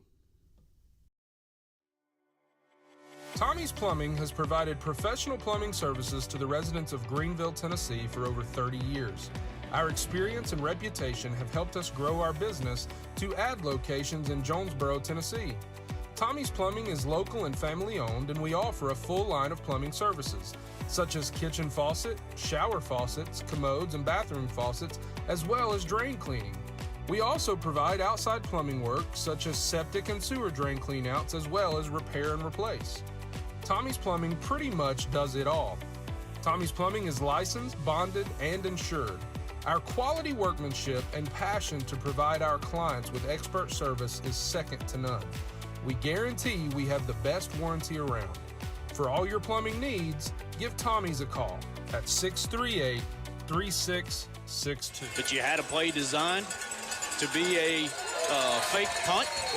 You got it to your playmaker, caught him by surprise, and executed it perfectly.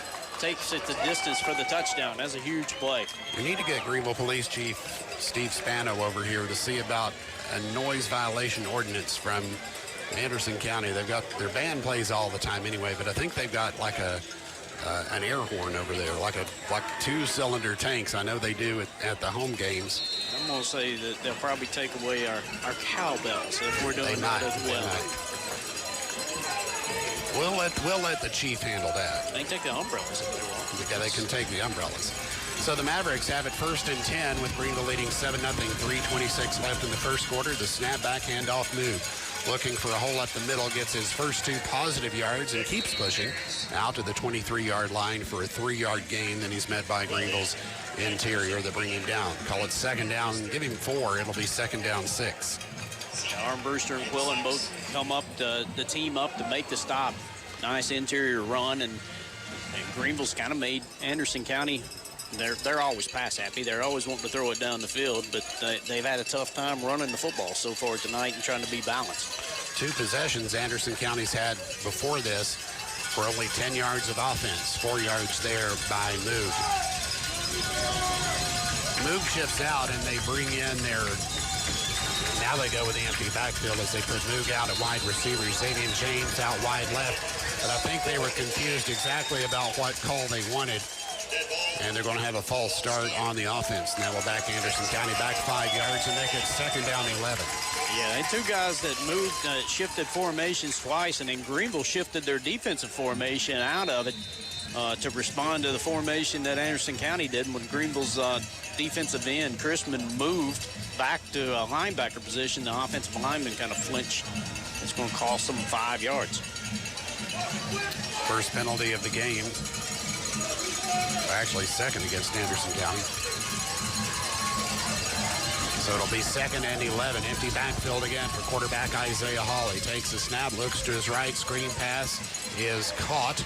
On the catch will be Trent Strickland, who tight ropes out to the 26-yard line where he goes out of bounds. That'll be a pickup of 7 and bring up third down. Oh, they're going to give him a good spot there. Say he was out at the 27-yard line where it will be 3rd and 3.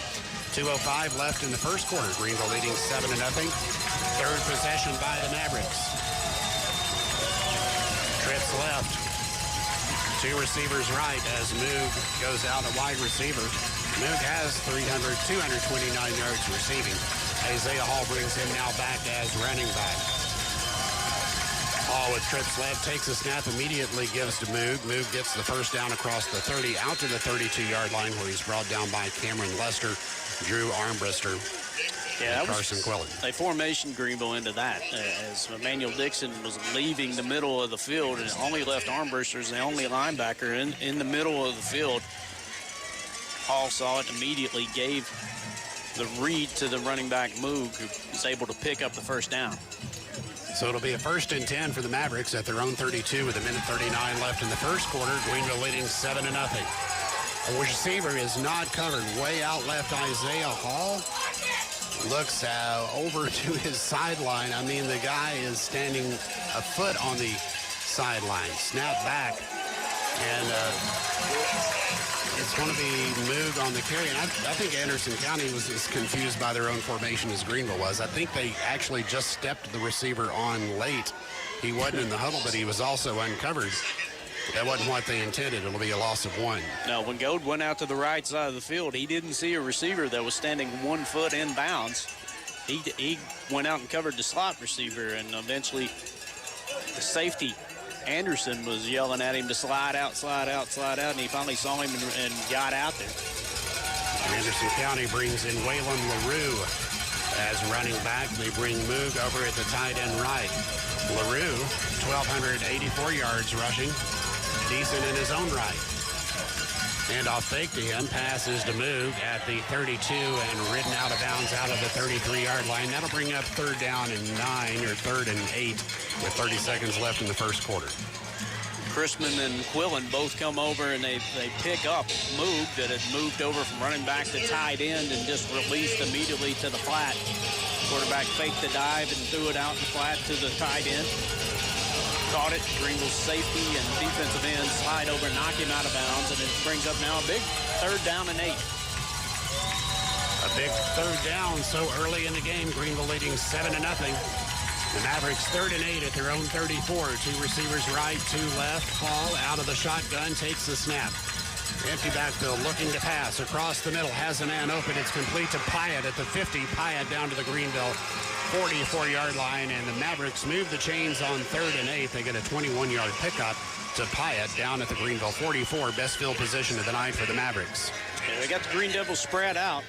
Greenville didn't bring pressure, only with the defensive lineman.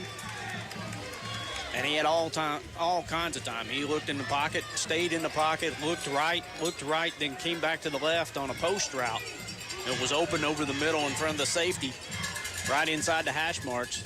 Beautifully thrown ball. He's got a rocket for an arm, makes the big completion, and gets Anderson County the 1st down past midfield to end the first quarter. 7-0, Greenville leading Anderson County into the first. The Mavericks 1st and 10 at the Greenville 45 when the second quarter comes back right after this. Hey, thanks again for watching here on Grassroots Media. Again, this broadcast is free. We are glad you're with us, but it's not free to put on. And so we do ask that you either click on the link in the description or you just follow the QR code that's on your screen right now and join the grassroots movement to continue to provide excellent coverage of high school sports here in East Tennessee.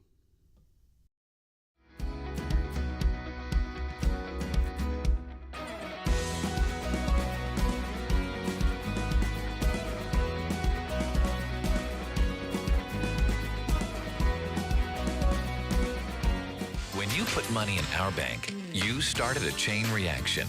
We made an auto loan.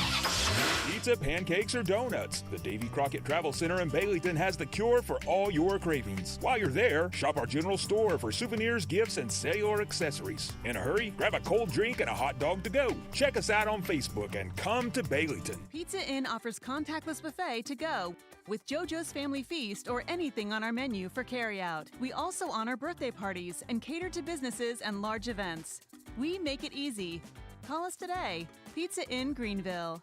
Anderson County Mavericks. The Mavericks with a 21-yard pickup right before the end of the first quarter has it 1st and 10 at the Greenville 45. We'll take a look at the first quarter stats right after this play. Isaiah Hall empties his backfield. A backwards pass downfield, overthrown and incomplete. It was out to Xavier James, who looked downfield to throw it to Evan Pyatt, incomplete. That first quarter stats. In the first quarter, Greenville had 7 rushes for 79 yards. They're 0-1 passing, 8 total plays, 79 yards. Anderson County has rushed the football 7 times for -3 yards. They're 6 of 9 passing for 53 yards. Total offense, 16 plays, 50 yards. Greenville picked up 2 first downs, Anderson County 4. Greenville had it for 3 minutes, 30 seconds. Anderson County, 8 minutes and 30 seconds. 2nd down, 10. Quick pass, flag down, catch made. Right side, Dalen Cole, and Cole flies out to the 35-yard line, goes out of bounds, but a flag on the near side. Greenville leading 7-0, 11:47 left in the first half. And the call may be against Anderson County and bring that play back. It was a 10-yard pickup. It's an illegal shift against the Mavericks. And that is a costly penalty. It takes a 10-yard gainer off the board. Yeah, Hall really getting hot. Throwing the football, 6 of 9, 53 yards through the first quarter. Greenville's got got to come up with ways to get him uncomfortable. 3 receivers near side, empty backfield now. As he sends Xavier James out to the near side. 2nd down, 15. Snap back, looking to the left. Pass is complete to Moog. Hit by Pillar, bounces off, gets free, gets another 5 yards before Armbrister and Zayden Anderson make the tackle for the Green Devils. So he gets that penalty yardage and +4 back. 3rd nice down. drive. Anderson County just wearing Greenville out by keeping the offense on the field. Greenville's only had the ball for 3 minutes and 30 seconds in this football game, but they're leading 7-0. 3rd down, 8 at the 43. Anderson County needs the 35.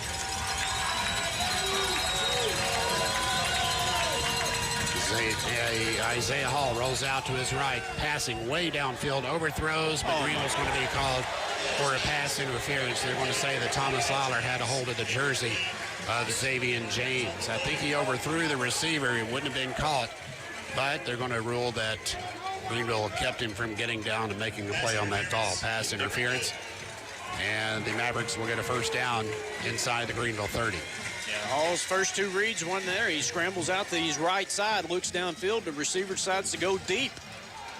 A lot of times they'll teach you come back to your quarterback. He says, I'm going deep. Goes, breaks, move, takes off down the field. Lawler running just behind him. Looked like he reached up and grabbed his jersey around the shoulder pad and pulled himself forward as the ball was in the air, and the officials say, I know he overthrew you about 20 yards, but you were getting held is why it was so badly overthrown.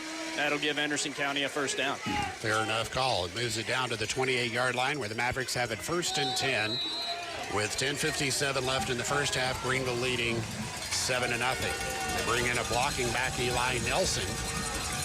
Number 52, you don't see them at the running back position very often. Moog in the backfield on 1st and 10. Hall with a long time to count takes the snap, gives to Moog, and he follows Eli Nelson forward across the 25 down to about the 23-yard line. Be a pickup of 4, good formation, and good pickup on 1st down. It'll be 2nd and 6. Yeah, not a bad guy to run behind. Eli Nelson, the starting center. 6'3", 300 pounds.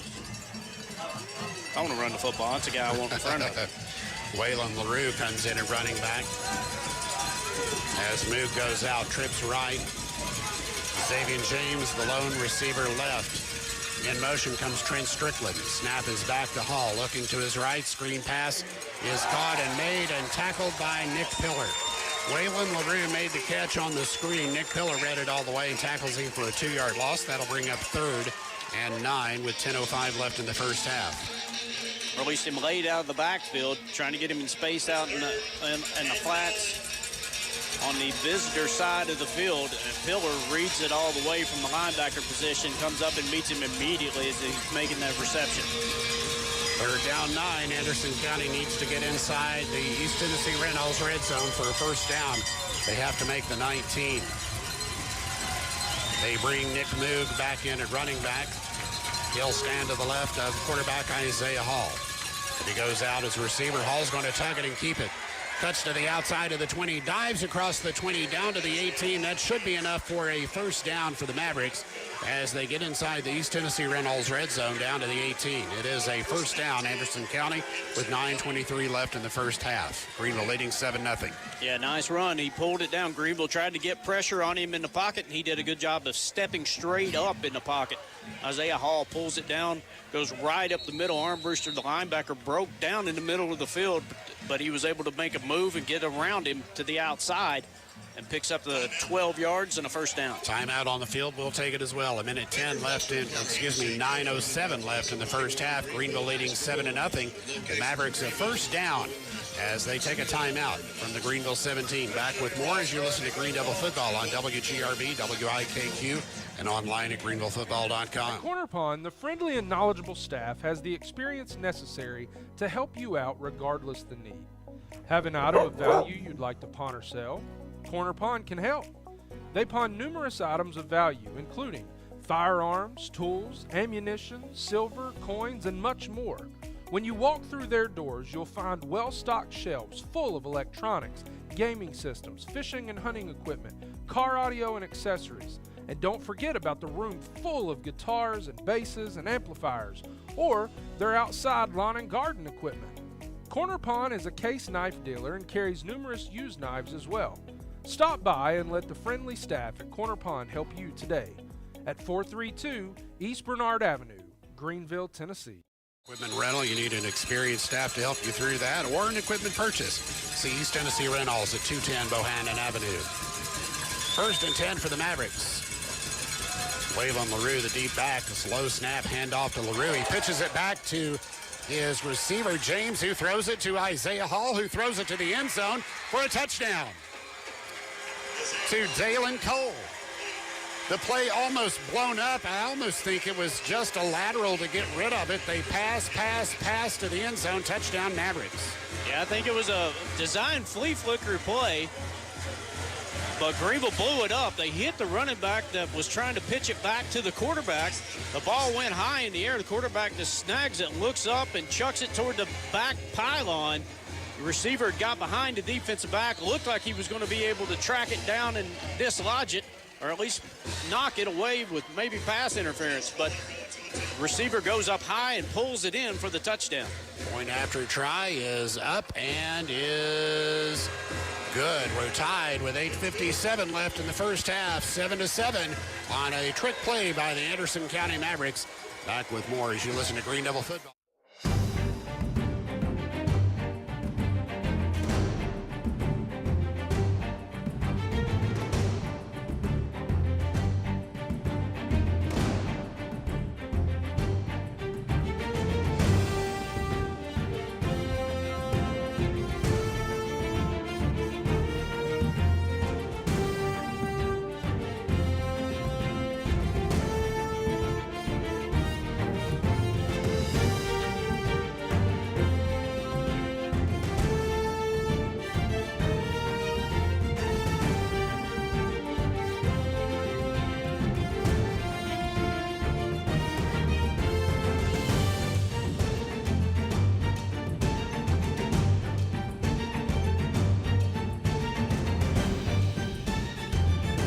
Minutes and 29 seconds from the clock.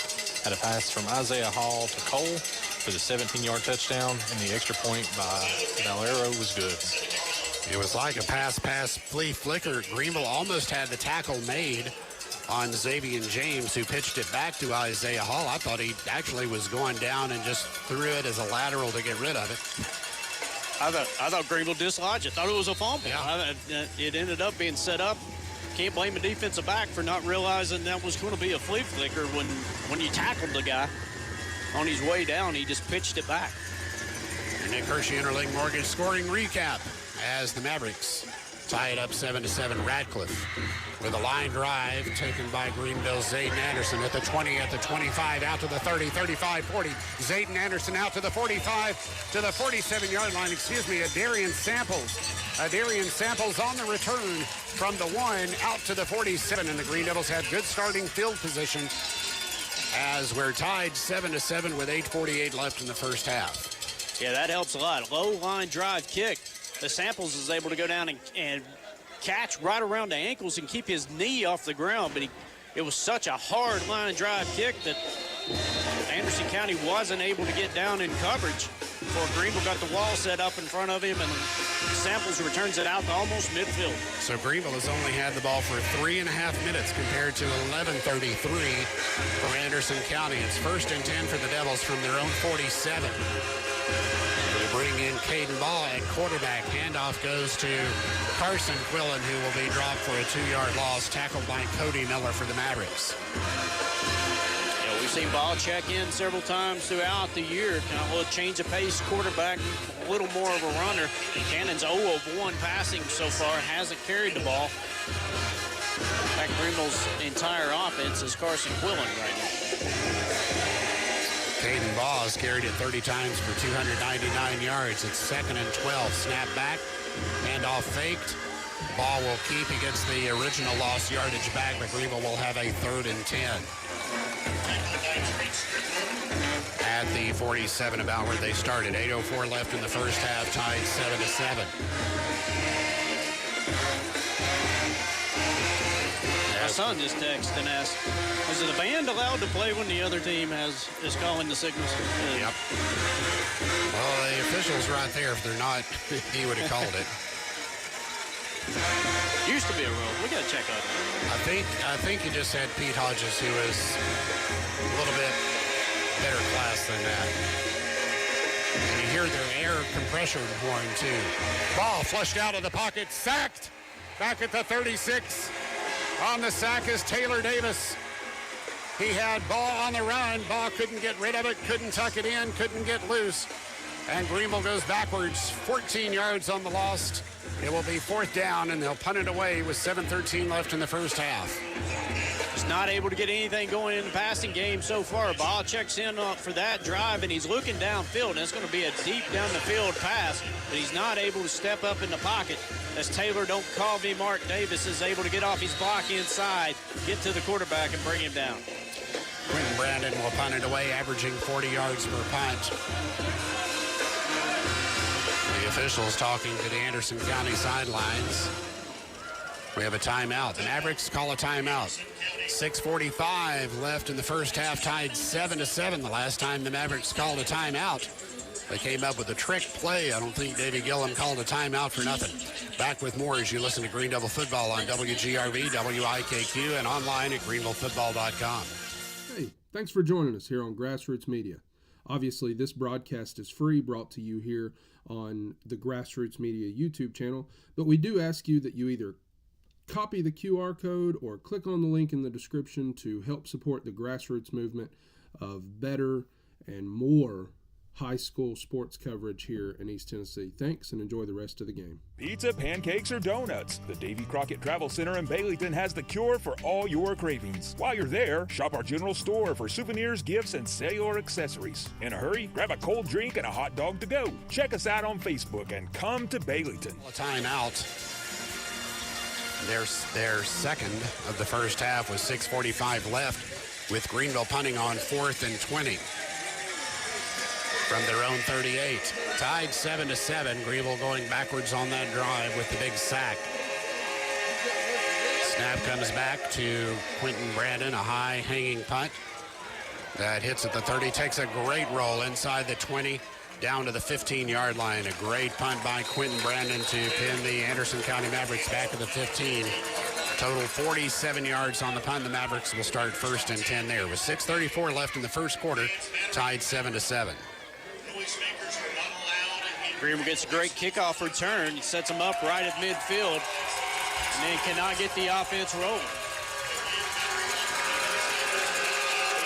And in a game where turnovers, penalties, and things like that are going to be critical, a 14-yard sack is about as bad as a big penalty. It took Greenville out of that offensive possession.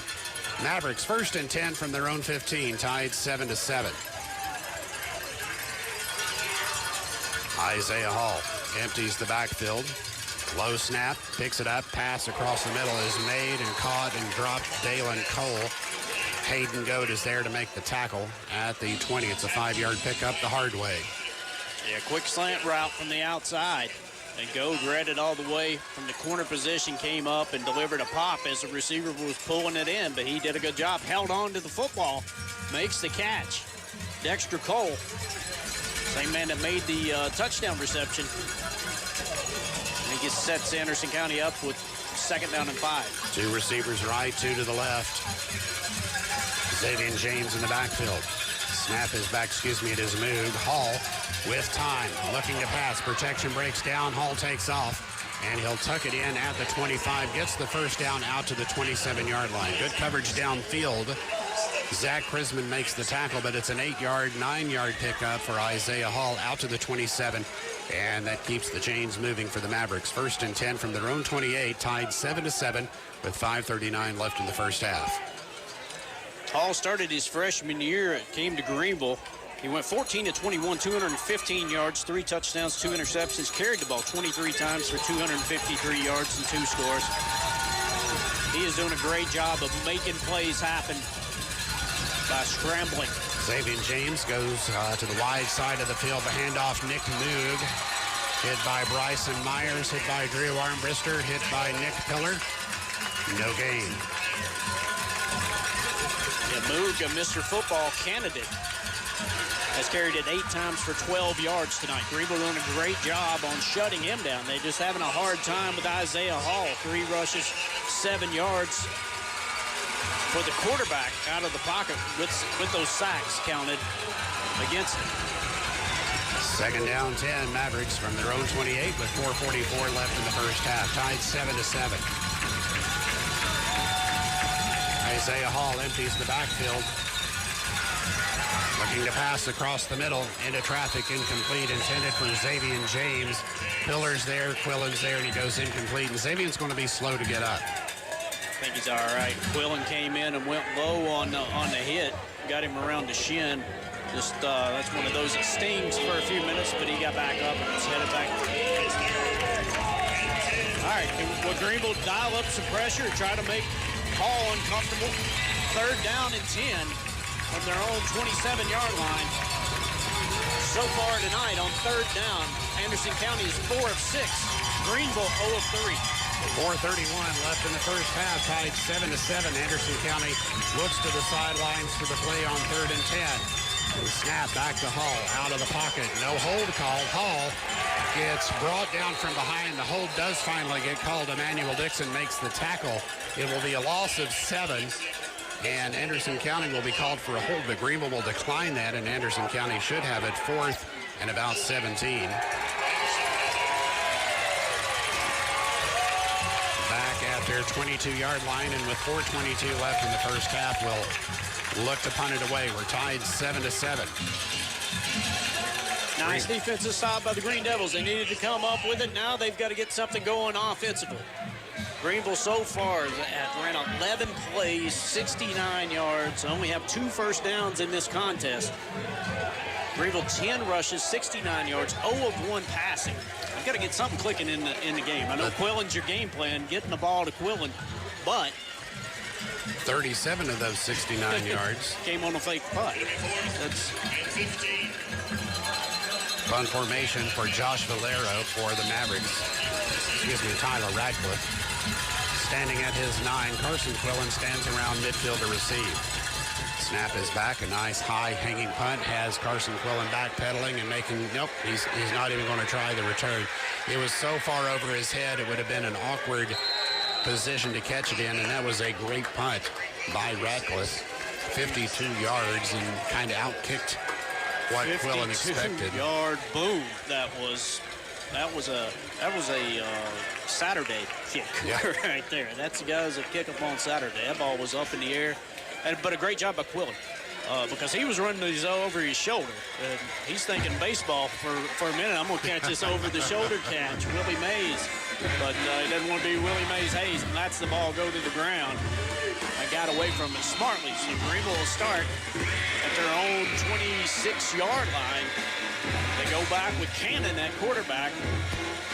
And I just think the key to Myers checks in on the backfield now. Hard runner for the Green Devils. 1st and 10, Greenville at their own 26-yard line. 4:04 left in the first half. Carson Quillen is out right now. Pass across the middle intended for Goad. Some bumping going on with Dalen Cole. No call. It goes incomplete. That'll bring up 2nd down.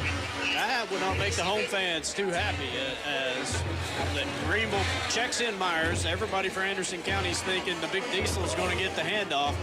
They fake it to him. Quarterback stands in the pocket and tries to hit a little post route. The safety came over and they went shoulder to shoulder. There was a lot of contact in the middle of the field, but no penalty. 2nd down, 10. Snap back. Corbin Cannon's going to keep, tries to get to the outside, lowers his head at the 30, out to the 31. That'll be about a 3-yard pickup, and that'll bring up 3rd down, 7. I don't know if the snap was off to his right or he just read go to the right, but there was no zone read in the backfield. There was cornerback just kept it. and powered it off the right-hand side of the field behind his right tackle. Picked up about 3 yards, but it'll bring up a 3rd down and 7. Greenville's yet to pick up a first down on a 3rd down conversion. 3:27 left in the first half. Quillen's in the backfield, Cannon across the middle. Now you got to call that no flag. They're going to say that was a great hit by the defender, Landon Eagle. The pass was intended for Hayden Goad. Goad drops it. It goes incomplete. They're going to say it's a well-timed hit, and that'll bring up 4th down, and Greenville will punt it away with 3:18 left in the first half, tied 7-7. That was tough. It's a bang-bang play as Greenville tried to hit a little post over the middle to pick up the first down. Yeah, looked like the safety got there a little bit early, but no call on the play. Big-time hit. Dislodged the ball from Gold. Punt formation for the Devils. High shank punt will bounce at the 44 and go out of bounds for Greenville at the 30. Oh, wait just a minute now. I don't think that's where it was. At the 43. Pretty generous there. And Bryson Myers gets, Cameron Lester gets hit. Blocking on the return comes off, holding his arm. So the Mavericks will start with good field position. 27-yard punt, 1st and 10 at their own 42. With 3:10 left in the first half, we're tied 7-7. Lester's out. Greenville jumps, gets into the neutral zone, and will give up 5 yards. Greenville's interior line definitely had a stunt going. The defensive tackle came shooting through the A-gap. He was lined up outside on the tackle, and he went shooting through where the guard is, but unfortunately the ball hadn't been snapped yet. 1st and 5 Mavericks at their own 47. Isaiah Hall, the quarterback, will take the snap with protection. Scrambling out of the pocket to the right side, throws downfield for his intended receiver. It's overthrown, incomplete. That's where Isaiah Hall is dangerous. You think a lot of times you get a quarterback scrambling out of the pocket, but Hall can create some distance, and that gives his receivers time to get some distance. It goes incomplete, but when that happens, that's when Hall's going to find somebody down the field for 30 yards. It's just backyard football at that point. I mean, Greenville's got the receivers covered early, and then Hall just gets outside the pocket and starts scrambling, and usually you just see those receivers coming back to the quarterback. That's not what they do at Anderson County. They go deep. Everybody go deep, and Hall does such a good job making the interior line miss that he can chuck it down the field and make some big plays. 2nd down 5. Hand off to Moog, sweeping right. Across midfield, has the first down to the Greenville 45-yard line, and stays in bounds at the 43, tackled by Drew Armbrister. 2:50 left in the first half, tied 7-7 Anderson County with 1 timeout. He has the first down. At the 42, ball on the right hash mark. Mavericks taking their time. They've got plenty of time on the clock. They feel they certainly don't want to give the ball back to Greenville. Greenville won the opening toss. They will have the first possession of the second half. Hand off Moog. Running right. Moog with 5. Moog with 6. Moog down to the 36. It will bring up 2nd down and short with 2:15 left in the first half. Couldn't blame the Greenville defense if you're tired. The offense has only been on the field for 6:47 of the first half, while Anderson County's had it for 14:03. Clock getting down now to under 2 minutes. Anderson County going to have to pick up the pace a little bit, but they're down at the Greenville 35.5-yard line. 2nd down 3. They need the 32 for the first down. 8 seconds on the play clock, 1:46 on the game clock. Isaiah Hall goes downfield, throwing it for his receiver. It was well placed, and that's going to be a great catch by Strickland inside the 10. Put it right where it needed to be. Thomas Lawler is where he needed to be, but that was such a perfectly placed ball at Anderson County. Wasn't Strickland, that was Dalen Cole that made the catch, and the Mavericks have a 1st and goal at the 8-yard line with 1:32 left in the first half. Just a go route down the sideline, and Lawler running step for step with Cole. Ball just beautifully thrown. Cole goes up, and it looked like Lawler got a hand on it. He got in between Cole's hands. They wrestled for it, but Cole snatches it out of the air and pulls it down. Minute 14 left in the first half. First and goal, Mavericks at the 7. Moog, handoff, tackled for no gain. On the tackle, it's Carson Quillen for the Devils. A minute left, first half. One timeout for the Mavericks. They have it second and goal as he loses a yard back out at the 8-yard line. Anderson County taking their time, but if they're going to run it behind Moog, who has 25 touchdowns on the ground this year, they've got plenty of time. Second down, 8. Ball has 3 receivers left. One to the right. Moog stands to his left. Snap, fake, handoff. Catch is made by Evan Paya down at the 4-yard line with 22 seconds left. Great defense by Greenville's Adarian Samples. And with 13, 12, 11, Davey Gillum calls the timeout for the Mavericks. They've got a 3rd down and 4. They let about 8 or 9 seconds get off the clock before they called a timeout. They will have time for Pat one more play, but they don't leave themselves any time to get a field goal unit on. So this... Now, if the play's stopped inbounds, clock will run out. I don't think they can get lined up, stop it, and clock it, and get the field goal team out there. This ball has to go in the end zone on a throw, and then maybe you can get your field goal out if that doesn't work. They got a great field goal kicker. He was knocking them down from 42 yards out in the pregame. No problem with being in field goal range. It's just, do you have enough time? Of course, if you're Anderson County, you're sending in a play that's going to be a touchdown play, you think. 3rd down, 4. Ball dead center of the field. And the last time out of the first half called by Anderson County. We're tied 7-7 with 11 seconds left. The Mavericks will come to the line with 2 receivers right, 2 left. They don't go into a beef-type set or a rhino set like Greenville does, and they actually have Moog standing about 5 yards away from the quarterback, Isaiah Hall. Isaiah Hall takes the snap, quick pass into the end zone. It's incomplete, and the clock stops with 7 seconds. So on the 4th down play, smart play by Coach Gillum. The pass play, it's incomplete. It stops the clock long enough for you to get your field goal unit on, and Tyler Radcliffe will come on to attempt one from 20 yards out. Just a quick slant route on to the wide side of the field, and just led him a little too much. 20, Valero, on the kick. Yeah, Valero comes in. Yeah. Ball centered in the middle of the field. Tied 7-7 with 7 seconds left in the first half, and Greenville calls a timeout. We'll take this one. The field goal try from 20 yards by the Mavericks coming up when we return as you listen to The following is a presentation.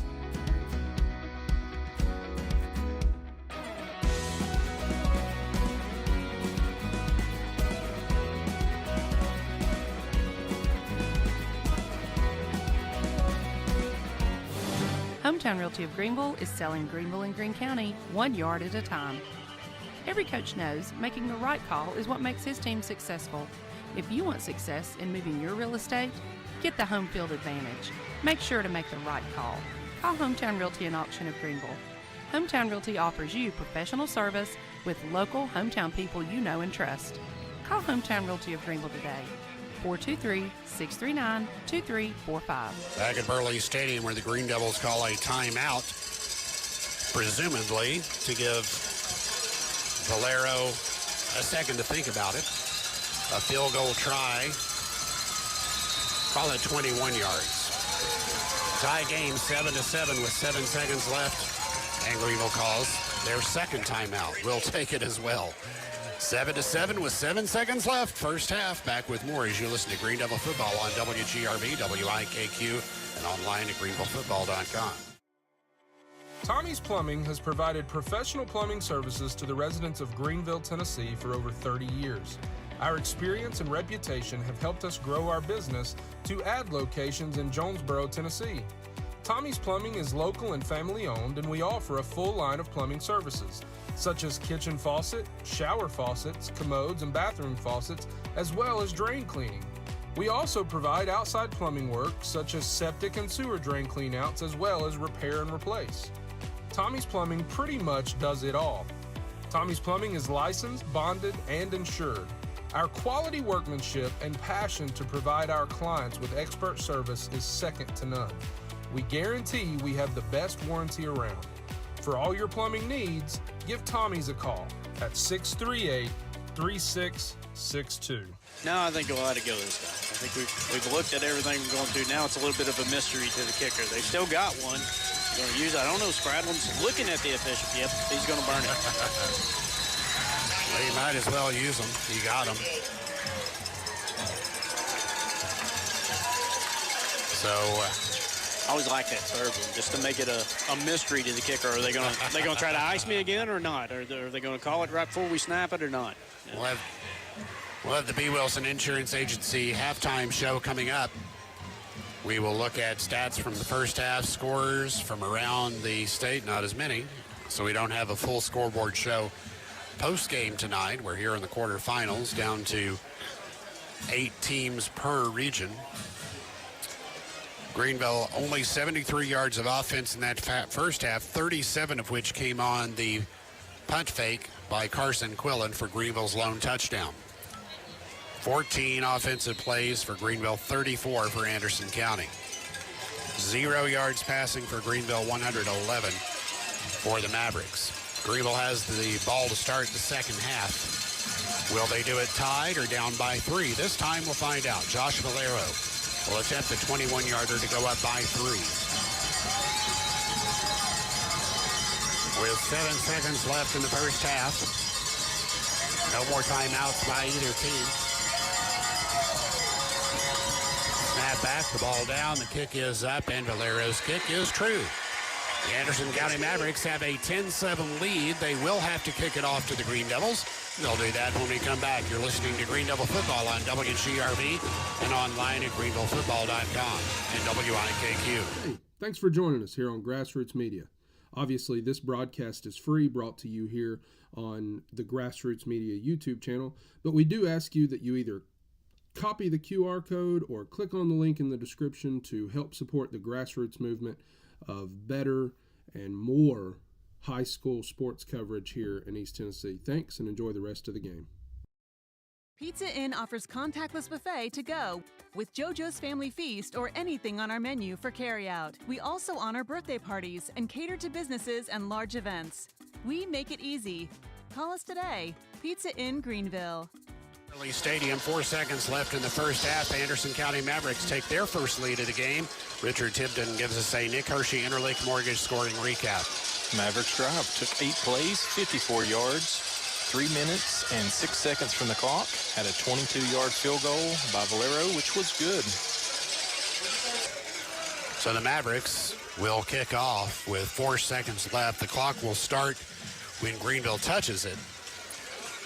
So barring a touchback or a crazy lateral down the field trickery miracle play, if Greenville returns this, if it's returnable, this will be the last play of the first half. Well, we've had 2 touchdowns. One came on a fake field goal, one came on a flea flicker. So I wouldn't be surprised to see something trickery happen. And Anderson County, I'm not saying they're trying the onside kick, but they're just going to do that so that Greenville touches it. Actually, a fair catch called for and made at the 28-yard line. Smart play by Zayden Anderson. The fair catch means no time goes off the clock. Anderson County should have squibbed it into somebody, and then the clock would have started. But this way, Greenville's got a play. Do they try to chuck it downfield, Pat, or do you just go to the locker room down by 3? And yeah, I think you let Cannon fire it down the field. His strong arm quarterback. Greenville yet with a passing yard tonight. Got playmakers out there. We've got to get them the football. They will bring in Quillen, though, at quarterback. Nope, now they got Cannon out. I see him now. So Quillen is in the backfield. Pillar and Darian Samples are out left. To the near side is Goad, and Greenville just takes a knee. So the first half comes to a close with the Anderson County Mavericks leading 10-7, third round of the playoffs. The winner goes to the Final Four. The B. Wilson Insurance Agency halftime show coming up after this. You're listening to Greeneville football. The Devils and the Mavericks in Anderson County leads 10-7 at the break. Back with more as you listen to Greeneville football on WGRV, WIKQ, and online at greenvillefootball.com. Community minded, just like you. Community minded, that's for sure, it's true. You care about the future of this community. You grew up here. You've raised a family here. Your life is here. So is ours. Greenville Federal Bank, member FDIC. Banking made easy. Community minded, just like you. At Corner Pond, the friendly and knowledgeable staff has the experience necessary to help you out regardless the need. Have an item of value you'd like to pawn or sell? Corner Pond can help.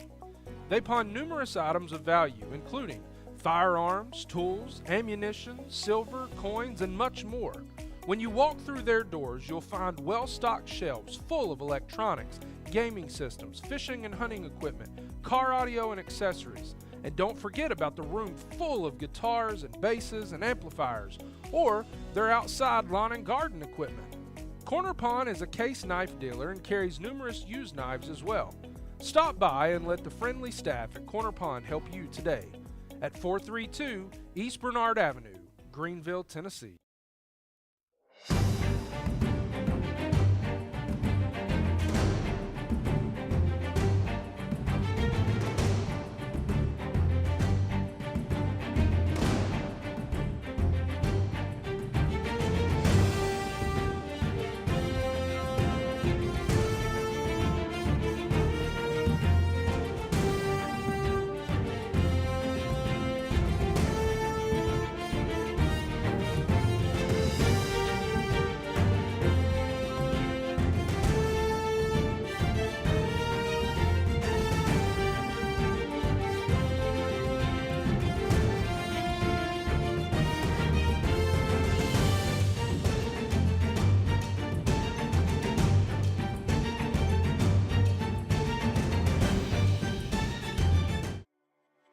Tommie's Plumbing has provided professional plumbing services to the residents of Greenville, Tennessee for over 30 years.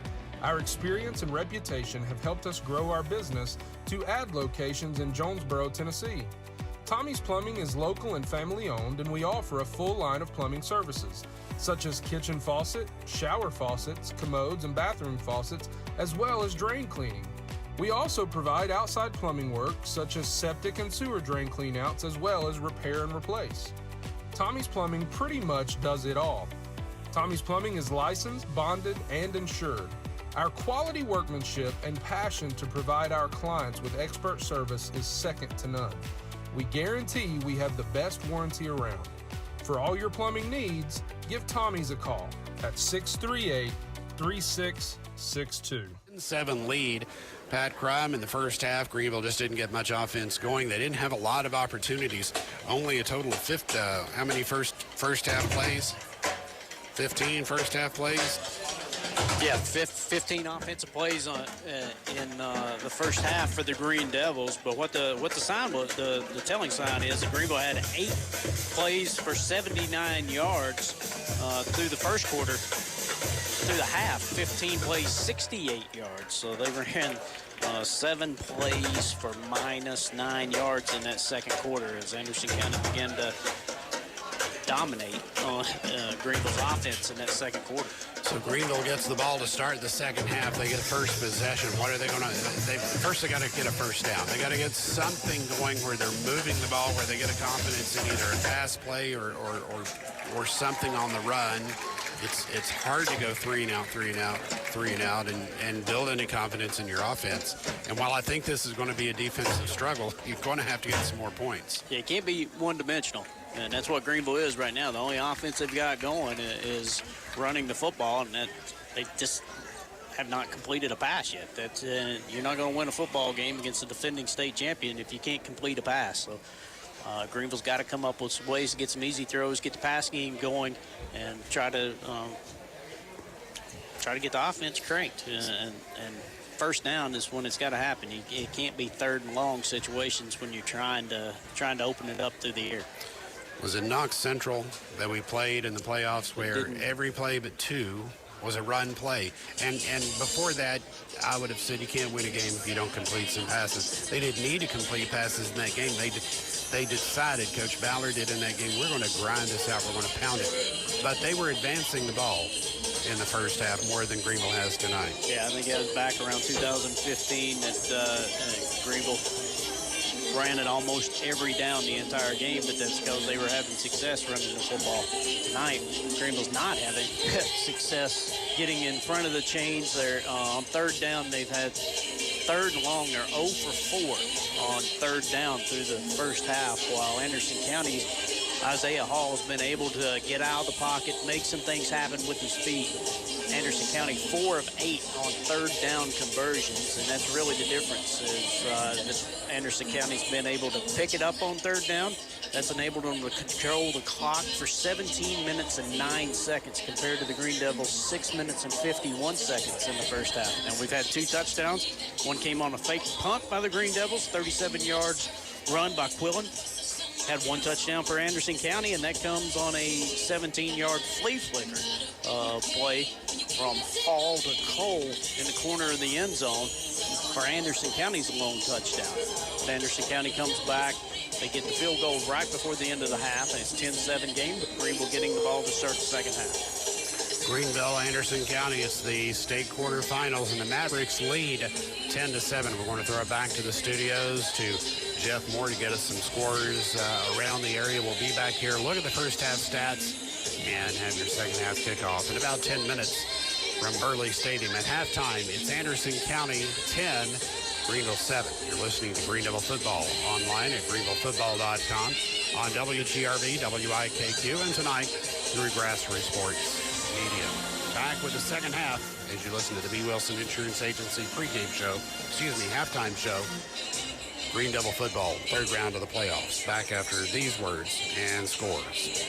At Marathon Quick Stop Markets, they are always looking for ways to help their customers save. So this month, be sure to stop in your local Marathon Quick Stop Market and take advantage of these great deals. Monster 16-ounce drinks, 2 for $5. Jack Link's Beef and Cheese, $1.99 or 2 for $3.50. Olaney Coffee, 2 for $5. And Quick Stop Steak Biscuits, 2 for $3.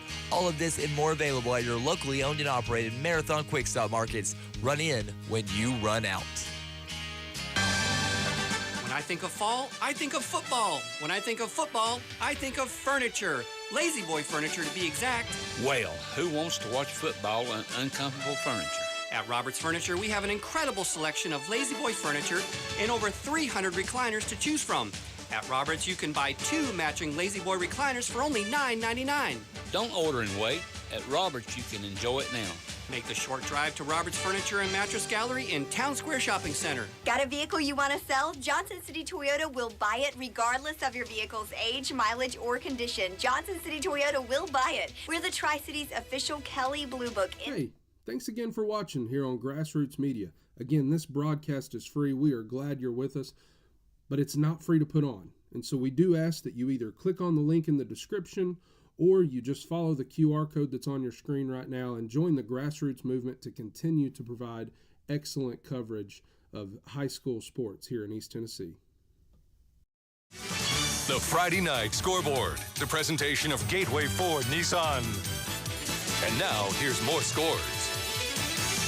Welcome into your halftime report. In for Jim Miller, I'm Jeff Moore. And the game you're listening to in Class 3A, Greenville hosting Anderson County. Greenville 10-0 on the season. Anderson County 8-4 on the season. Anderson County leading 10-7. We are at halftime. We'll get you back out to Burley Stadium. Ron, Pat, and Richard here in a few moments. Other games going on around the area in Class 6A. The Bearden Bulldogs, 9-3 on the season, are at Bradley Central, 12-0 on the season. They are tied at 14. They are fixing to go to half. They will play the winner of the Oakland-Riverdale game. No score report on that one. They will match up next week, the two winners of Bearden, Bradley Central, and Oakland and Riverdale. In Class 5A, the Powell Panthers, 9-3 on the season, at West Rebels, 11-1 on the season.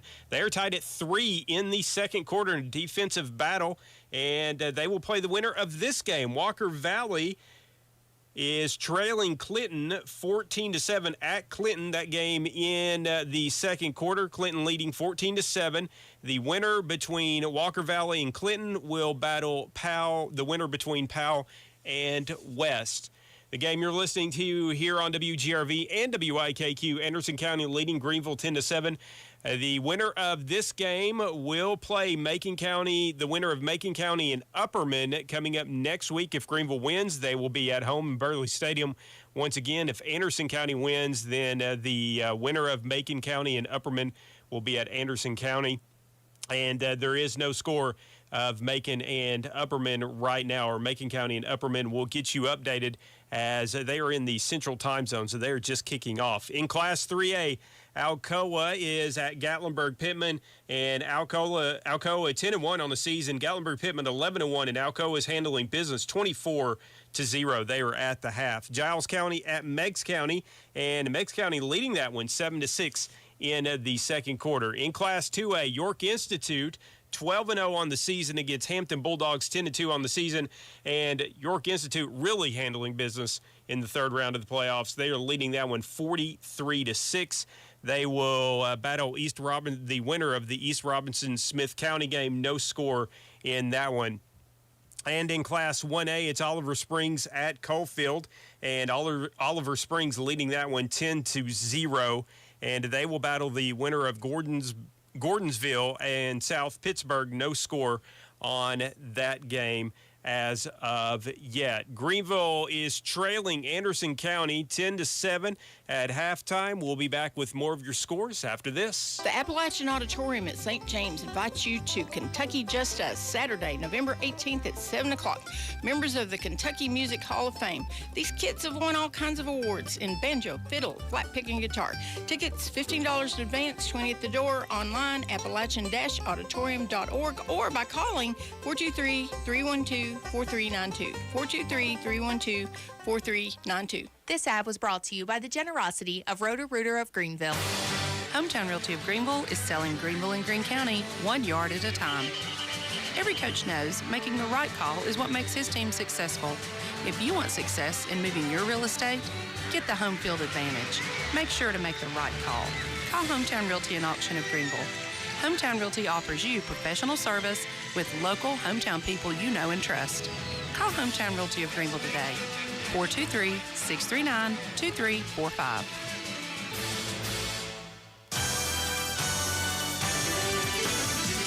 The Friday Night Scoreboard, the presentation of Gateway Ford Nissan. And now, here's more scores.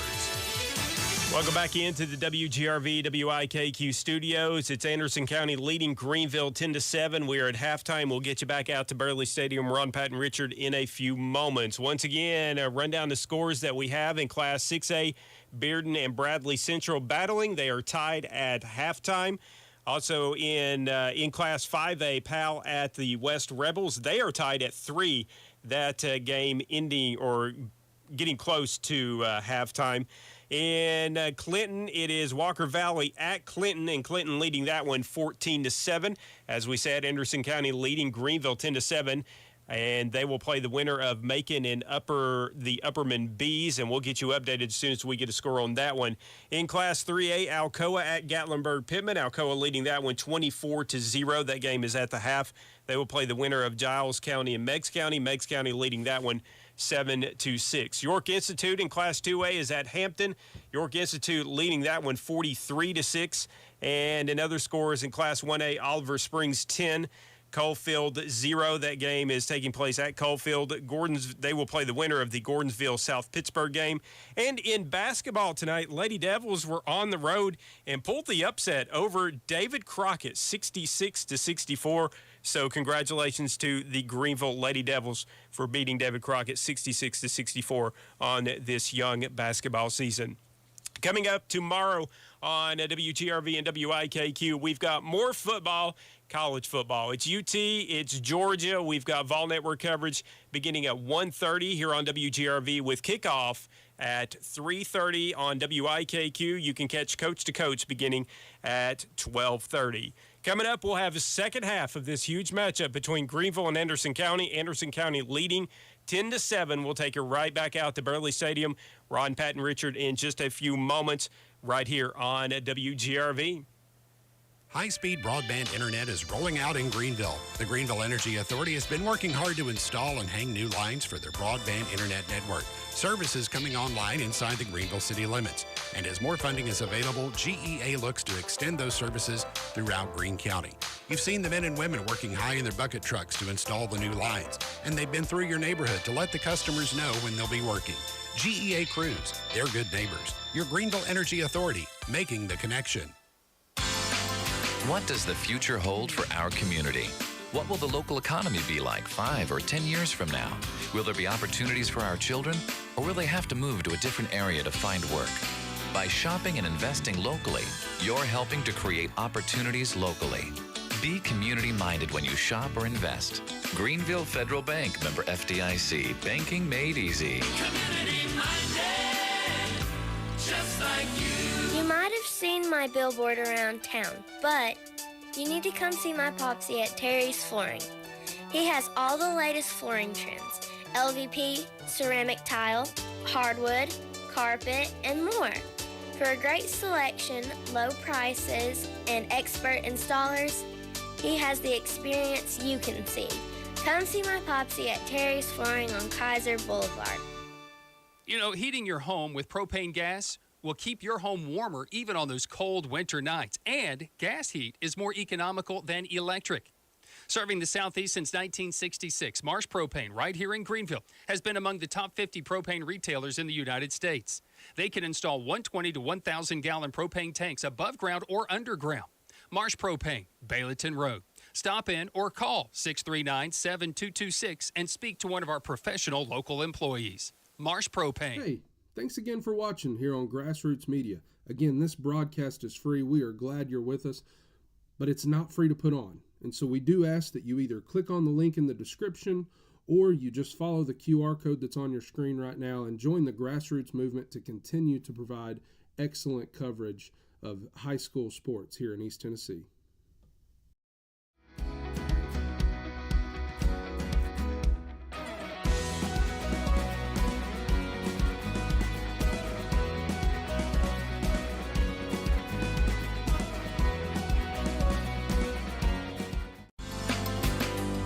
Community-minded, just like you.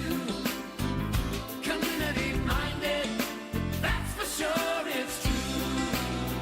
You care about the future of this community. You grew up here. You've raised a family here. Your life is here. So is ours. Greenville Federal Bank, member FDIC. Banking made easy. Community-minded, just like you. Hometown Realty of Greenville is selling Greenville and Greene County 1 yard at a time. Every coach knows making the right call is what makes his team successful. If you want success in moving your real estate, get the home field advantage. Make sure to make the right call. Call Hometown Realty and Auction of Greenville. Hometown Realty offers you professional service with local hometown people you know and trust. Call Hometown Realty of Greenville today, 423-639-2345. Tommie's Plumbing has provided professional plumbing services to the residents of Greeneville, Tennessee for over 30 years. Our experience and reputation have helped us grow our business to add locations in Jonesboro, Tennessee. Tommie's Plumbing is local and family owned, and we offer a full line of plumbing services, such as kitchen faucet, shower faucets, commodes, and bathroom faucets, as well as drain cleaning. We also provide outside plumbing work, such as septic and sewer drain cleanouts, as well as repair and replace. Tommie's Plumbing pretty much does it all. Tommie's Plumbing is licensed, bonded, and insured. Our quality workmanship and passion to provide our clients with expert service is second to none. We guarantee we have the best warranty around. For all your plumbing needs, give Tommie's a call at 638-3662. At Corner Pond, the friendly and knowledgeable staff has the experience necessary to help you out regardless the need. Have an item of value you'd like to pawn or sell? Corner Pond can help. They pawn numerous items of value, including firearms, tools, ammunition, silver, coins, and much more. When you walk through their doors, you'll find well-stocked shelves full of electronics, gaming systems, fishing and hunting equipment, car audio and accessories. And don't forget about the room full of guitars and basses and amplifiers, or their outside lawn and garden equipment. Corner Pond is a case knife dealer and carries numerous used knives as well. Stop by and let the friendly staff at Corner Pond help you today at 432 East Bernard Avenue, Greeneville, Tennessee. Two kickoffs. He had 2 touchbacks, averaged 60 yards a kick. 3 punts, 38-yard average. 2 punts were down inside the 20-yard line, 1 of 1 on extra points for Quentin Brandon. Individually in the first half for Anderson County, Hall goes 12 of 18 passing, 111 yards, has 1 touchdown, carried the ball 4 times for a net 1 yard. Moog, 11 rushes, 29 yards. James had 1 catch for 18 yards. Cole, 3 catches for 50 yards. Pyatt had 2 catches, 25 yards. Valero, 1 of 1 on extra points. He's 1 of 1 on field goals with a long of 22 yards. Kicked off 1 time for 31 yards. Radcliffe kicked off 1 time for 55 yards and had 3 punts, averaging 44 yards a punt individually in the first half for the Anderson County Mavericks. Halftime here at Burley Stadium, Pat. In about 20 seconds, what does Greenville have to do different on offense to get the lead and go further than the 3rd round for the 4th year in a row? Got to get something going offensively, and it's got to happen on first down. You can't just run into the middle of the pile. I think Coach Gillum said beforehand, Greenville's not going to come out and just muscle us away. They felt confident that they could stop Greenville's inside run game, and so far they're doing a great job of it. Greenville's got to get something going to the outside, get something going down the field. It's got to be Zayden Anderson. There's got to be a receiver that's Greenville's got a target. He doesn't have a catch here in the game. He's probably their fastest player. Samples, Gold, neither one have touched the football offensively.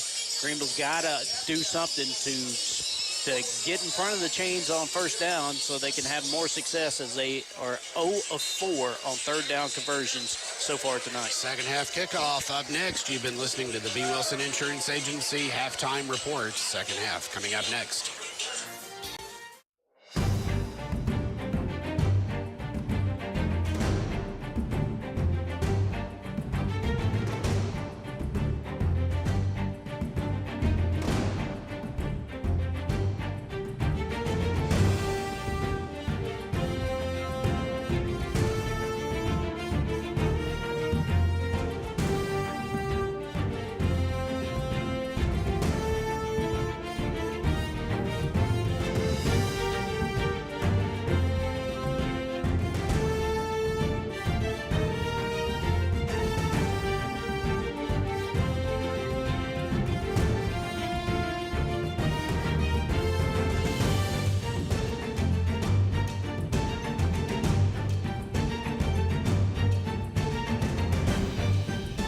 Flooring, Johnson City Toyota, Food City, and by Apex Bank.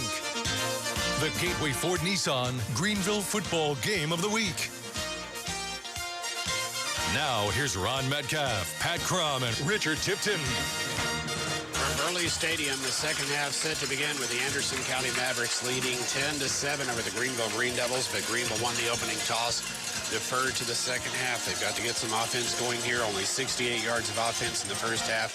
None of that passing compared with 141 yards of offense for the Anderson County Mavericks. You just get a feeling that Anderson County's got a big play in them somewhere, Pat. I think Greenville does too, but you're behind. You're going to have to match them from here on out. Anderson County led this game 21-7 at halftime last year, and felt like the third quarter was where it really got away from the Green Devils. Tonight, Greenville down 10-7. This first possession of the second half, is key for Greenville to try to get control of this football game and get some momentum going offensively. Carson Quillen and Adarian Samples back to receive. Standing at the goal line, Adarian Samples takes it at the 3 on the far side, out to the 10, to the 15, to the 20, out to the 25, 27-yard line. And that's where the Green Devils will start 1st and 10 here in the second half. Greenville went with Corbin Cannon for the first 2 possessions, brought in Caden Ball on the 3rd, and then back to Cannon to finish the first half. It will be Cannon starting here in the second half as the Devils have it 1st and 10. And the Anderson County Band strikes it up. And Greenville will be snapping right in front of them on that far hash mark. 1st and 10.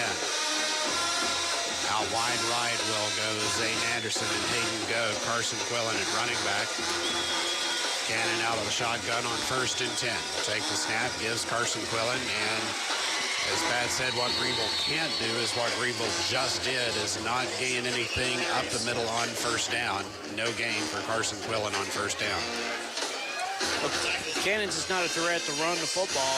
If he does, he's not going to burn you deep. So they are just crashing down from the defensive end position, from outside linebacker position, and stopping the zone read with the running back. Greenville's got to get a way to hit something to the outside. It can't all just be straight ahead between the tackles. 2nd down. Play action. Cannon passes to the outside, go the catch of the 35 to the 40, and out to the 46-yard line where he gets a high construction 1st down for the Green Devils. Hayden Goad on the catch. That is catch number 13 of the season for Goad. Puts him over 200 yards receiving. That's the way to do it. Ran the outside receiver deep, ran the slot receiver on an out, and Cannon delivered a beautifully thrown ball. It's an 18-yard pickup, 1st down for the Green Devils at the 46. And off Carson Quillen up the middle. This time he gets the push across midfield. Just across the midfield stripe where it will be 2nd down and 6. 10:57 left in the 3rd quarter. Anderson County leading 10-7.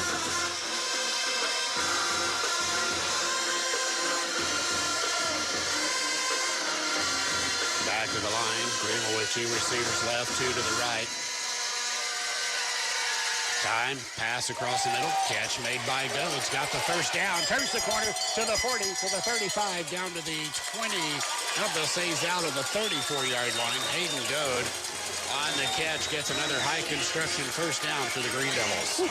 That's a tough one right there. Those quick slants to the inside. There's a lot of traffic in the middle, and Cannon delivered a BB that was right in front of the linebacker. I think the linebacker thought he was going to pick it off, and Goad snatched it out of the air coming across. 1st down for the Green Devils at the 34. It's Carson Quillen carrying down to the 25-yard line. Greenville gets 9 yards on that pickup. Now they've got the offense running downhill. 2nd down and 2 with 10:18 left 3rd quarter. Anderson County leading 10-7. A 7-yard pickup makes it 2nd and 3 for the Green Devils. It's amazing. If you just complete a couple passes, how you loosen that defense up, and now the inside run starts to hit. Quillen, fake, give to him, and Corbin Cannon's going to keep. Corbin Cannon down inside the East Tennessee Red Bulls red zone has a 1st down at the 20. Corbin Cannon on the carry gets a high construction 1st down for the Devils. Not his specialty, but he said, I'm laying it all on the line right here. He fakes the dive. He keeps it himself, rolls around the outside, put a foot in the ground, lowered his shoulder, and picked up the 1st down. Inside the East Tennessee Reynolds red zone. Handoff. Carson Quillen trying to ride behind the center Benko and the left guard Brandon Iezzi will get a couple down to the 18-yard line. 9:34 left in the 3rd quarter. Opening possession of the 2nd half. Greenville down 10-7. Just moved the outside linebacker. Just came straight down the line. Hit Quillen just as he got back to the line of scrimmage. Greenville brings in Zach Krisman at tight end left. 20 seconds on the play clock. Out wide right goes Anderson, and Goad to the near side. is Samples, and Chrisman kind of goes to the slot receiver left. 8 seconds on the play clock. Chrisman in motion. Quillen in the backfield. Handoff Quillen. Finds a seam at the 15. Finds his way down to the 11, and a flag comes in late at the end of the play. They're going to be a face mask. Is that how they got Quillen to the ground? Greenville lined up Chrisman, flanked him out at wide receiver, but then brought him in motion. And he came down the line and kicked out that defensive end that was crashing down. That enabled Quillen to hit the hole behind his center Binko and right guard that opened up the hole for him. And Quillen, just as he was breaking it, looked like he got tackled by the face mask, pulled him to the ground, about ripped his head off. And the official saw it through the flag, and it's going to cost Anderson County 15 yards. That'll give Greenville a high construction 1st and goal at the 7-yard line. It comes with 8:47 left in the 3rd quarter. Greenville down by 3. Same set as before with Goat and Anderson right, Samples out wide left. Cannon with the snap, gives Carson Quillen, bounces to the outside, fights his way to the 5, forces his way to the 4, keeps pushing down to the 3, where it will be 2nd down. Israel Small had him by the short tails. And Small met him in the hole, 6'1", 180 pounds, and Quillen talked all year long. Low center of gravity, he absorbs that first hit and bounces off of it. Kept those legs driving, he falls forward. Sets Greenville up inside the 5. 2nd and goal at the 3-yard line. Greenville has Bryson Myers and Zach Prisman and Emmanuel Dixon in. Carson Quillen goes out of the shotgun. Student body left, Quillen into the end zone. Touchdown, Greenville. The Devils regain the lead with 7:49 left in the 3rd quarter. They lead 13-10 over Anderson County. Lined up in the heavy set, their beef package. The Green Devil comes in. Everybody steps to the left, blocks to the left. Quillen had a cutback on it. He saw a hole coming back to the middle of the field. Powers in from 3 yards out. The extra point try by Quentin Brandon. A big one. Good snap, good hold, and a good kick. Greenville 14, Anderson County 10, 7:49 left in the 3rd quarter. Back with more as you listen to Green Devil Football on WGRB, WIKQ, and online at greenvillefootball.com. Hey, thanks again for watching here on Grassroots Media. Again, this broadcast is free. We are glad you're with us, but it's not free to put on. And so we do ask that you either click on the link in the description or you just follow the QR code that's on your screen right now and join the grassroots movement to continue to provide excellent coverage of high school sports here in East Tennessee. Pizza, pancakes, or donuts. The Davy Crockett Travel Center in Baileyton has the cure for all your cravings. While you're there, shop our general store for souvenirs, gifts, and cellular accessories. In a hurry, grab a cold drink and a hot dog to go. Check us out on Facebook and come to Baileyton. Anderson County, 3rd round of the playoffs. Let's get a Nick Hershey Interlake Mortgage scoring recap with Richard Tipton. Green Devils drive took 4 minutes and 11 seconds from the clock. 10 plays, 73 yards. It's capped off with a rush by Carson Quillen for the 3-yard touchdown, and the extra point by Quentin Brandon was good. As the 8:35 rolls through downtown Greenville, if you're catching the Norfolk Southern going south, you better be over at the depot. I would keep it right here at Burley Stadium, where the Green Devils and the Anderson County Mavericks are fighting in the 3rd round of the playoffs. Greenville gets the 14-7 lead. The kickoff is returnable from the 5 out to the 10 to the 15, out to the 20, 25, still on his feet and in traffic is Moog out to the 27. He pushes the pile. And the Anderson County Mavericks get fairly good return of 26 yards by Moog. They will have it 1st and 10 at their 27. Greenville had him hit. He just kept churning and kept spinning and got out of a couple of tackles and sets them up at the 28-yard line. Nice return by Anderson County. Now the Greenville defense has got to come up with a way to stop this offense. 2 receivers right are number 10, Strickland, number 6, Xavier James. He's on that inside slot. Moving running back, Isaiah Hall at quarterback on 1st and 10. The Mavericks down by 4. And off Moog, finds a seam up the middle. Gets a good push across the 30 out to the 32 and 5 yards of pickup on 1st down. is what you want. You want a second and mid or second and short to work with, and that's what Anderson County gets there.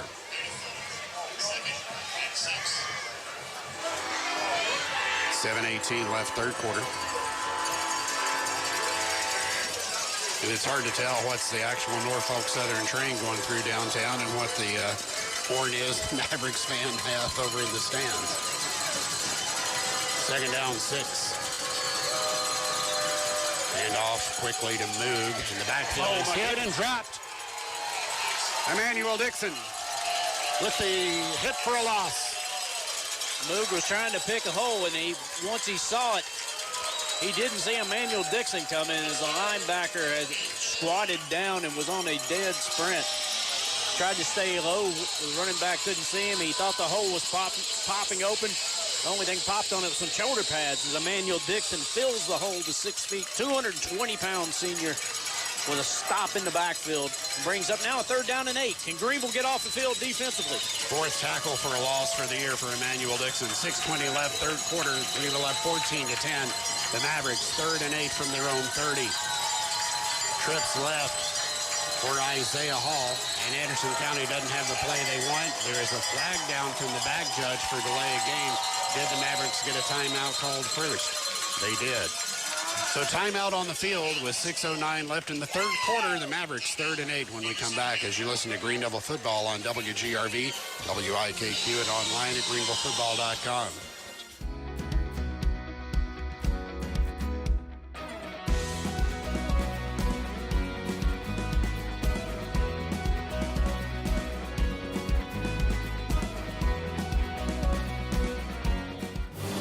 Hometown Realty of Greenville is selling Greenville and Greene County 1 yard at a time.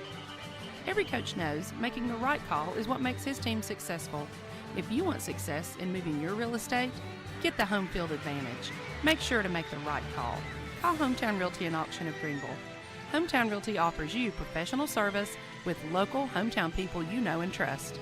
Call Hometown Realty of Greenville today, 423-639-2345. The Mavericks, they come out of the timeout. They're at their own 30. They need the 38. Greenville's defense holding opponents to only 27% on 3rd down.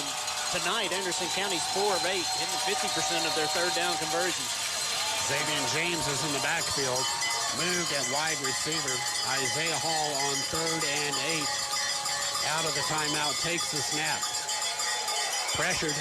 Scrambling across the line of scrimmage, has to take it, gets free from a tackler, almost tackled. Isaiah Hall in open field at the 50, at the 40, at the 30, at the 25, and Ingles out of bounds at the 23. Almost brought down by Quentin Humphrey, but Isaiah Hall stepped out of it. It would have been a tackle short of the line to gain, but it's a 56-yard run by Isaiah Hall, and the Mavericks have it 1st and 10 at the Greenville 24-yard line with 5:56 left in the third quarter, down by 4. Greenville brought Emmanuel Dixon, and he timed it out. Man, he got in the backfield as soon as the quarterback was getting the ball. Isaiah Hall never had a chance to look downfield. He just had to scramble for his life. It looked like he was going to be stopped for just a couple-yard gain, but he did a great job, kept his head up, kept running down the field, got away from a Green Devil, and he picks up 56 yards on the run. First and 10 Mavericks at the 24. Hall back to pass. Here comes Myers with pressure. Hall throws it, finds Xavier James down at the 12-yard line, maybe the 13. We'll see where they spot him. Should be close for a first down for the Mavericks inside the 15.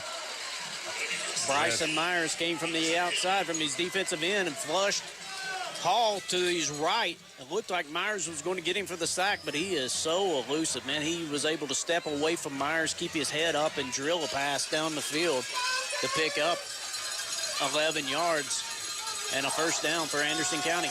The Mavericks at the Greenville 13, down by 4 with 5:23 left third quarter. It's a 14-10 game. And off on the sweep to Waylon LaRue. LaRue gets down to the 6-yard line where he's brought down by Emmanuel Dixon and Nick Pillar. So frustrating for the Green Devils. They've been so good on stopping opponents on 3rd down all year long. Now 5-9 for Anderson County. It's just frustrating. They've had the defensive calls. They've been in the backfield, but Hall has just got it done with his feet. Golan Strickland left, Moog and James to the right, Waylon LaRue in the backfield. Moog goes in motion, stops at that tight end right position. 2nd and 5. Hall takes the snap, looking to pass. Everybody's covered. Everybody's still covered. Here comes Bryson Myers. You have Waylon LaRue, who was waiting out there by himself. He came back, found an opening around the 10, but he was looking it in and dropped it. It goes incomplete, 3rd down. All kinds of time in the pocket. Finally, Chrisman gets after him. Myers gets after him. Looks like Greenville's going to get him for a sack, and he looks up and dumps it off to LaRue, who was there open and just didn't pull it in. Got his head turned around before the ball got there and dropped it. Mavericks may be in 4-down territory, and 4.5 minutes left in the 3rd quarter. They have it 3rd and 5 at the Greenville 7. Down by 4. Hall with the snap, give to Moog, right up the middle. Moog has the first down across the 3, down to the 2. So a fresh set of downs for the Anderson County Mavericks, 1st and goal at the 2-yard line. 14-10, Greenville leading with 4:23 left in the 3rd. When they get Greenville, they formation Greenville out and get them spread out with just one linebacker in the middle of the field. So far tonight, that's been an automatic dive to Moog in short yardage situations. He's been able to pick it up. The Mavericks bring in Cody Miller as an up blocking back, along with Landon Eagle as they go into their version of the Rhino set. 8 seconds on the play clock. They're set 1st and goal at the 2. Hall gets the snap, gives to Moog, sweeps left, and gets into the end zone. Almost tackled outside of the end zone, but he breaks free and goes in for the score, and Anderson County gets back on top 16-14 with 3:45 left in the 3rd quarter. Great answer by Anderson County. Greenville came out to start the 3rd quarter, gets the opening kickoff, goes on a 10-play, 73-yard drive for a touchdown, but Anderson County is able to come back and answer. The extra point try, a big one by Josh Valera, out of the hold of Reese Russell, to put the Mavericks up by 3. Good snap, good hold. The kick is up, and the kick is good. Anderson County leads 17-14 with 3:45 left in the 3rd quarter here at Burley Stadium. Back with more as you listen to Greeneville football on WGRV, WIKQ, and online. Tommie's Plumbing has provided professional plumbing services to the residents of Greeneville, Tennessee for over 30 years. Our experience and reputation have helped us grow our business to add locations in Jonesboro, Tennessee.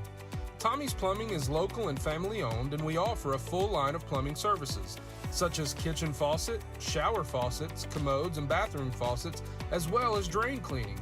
We also provide outside plumbing work, such as septic and sewer drain cleanouts, as well as repair and replace. Tommie's Plumbing pretty much does it all. Tommie's Plumbing is licensed, bonded, and insured. Our quality workmanship and passion to provide our clients with expert service is second to none. We guarantee we have the best warranty around. For all your plumbing needs, give Tommie's a call at 638-3662. Had a rush by Moog for the 2-yard touchdown, and the extra point by Valera was good. But it was the run by Isaiah Hall of 46 yards that kept that drive going and got them in scoring position. So the Green Devils must answer. 3:45 left in the 3rd quarter. Darian Samples to the right, Carson Quillen to the left, as Tyler Ratcliffe is set to kick off for the Anderson County Mavericks from the left hash mark. He's been kicking left towards Samples. This one goes right into the end zone just by about a yard. So it's a touchback, and the Green Devils will start 1st and 10 at the 20. And again, right in front of the Anderson County band, who I think has substitutes of their own to come in and play when the A-team gets out of breath. They have not stopped all night. Anytime Greenville's got the football, they have cranked it up. 17-14. Greenville took the lead on their first possession of the second half. Anderson County answered. Wide right will go Zayden Anderson. To the near side of Darian Samples, Nick Pillar, and Hayden Goad. Cannon at quarterback, screen pass left. Goad makes the catch. Almost brought down in the backfield. Held long enough by Israel Small so that Taylor Davis could come in and make the tackle for a 1-yard loss. Hayden Goad almost slipped through it. He did get away from the first tackler, but that gave the second one time to come in and make the stop. Second down, 11. But a completion, Pat.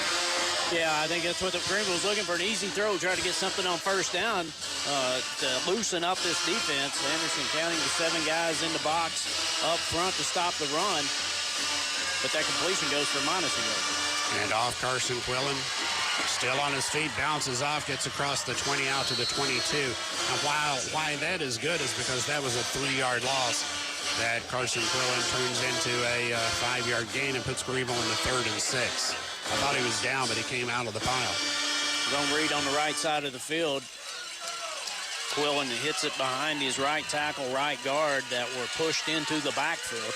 He did a great job of making a spin move, coming off, rolling off of them, and falling forward, picking up enough yardage to make it now 3rd down and 6. Big 3rd down for the Devils from their own 24. Snap back. Here comes pressure from behind. Pass made out right side. Goad. Can he get the first down? Out to the 29. Where are they going to spot him? It's a high construction first down for the Green Devils at the 30. Came back, same play they hit on the last series. Receiver goes deep down the sideline. Goad runs and out. Cannon had to wait for a minute. Wasn't his first target. Threw it late, but he's got enough arm strength to get it all the way across the field to the outside.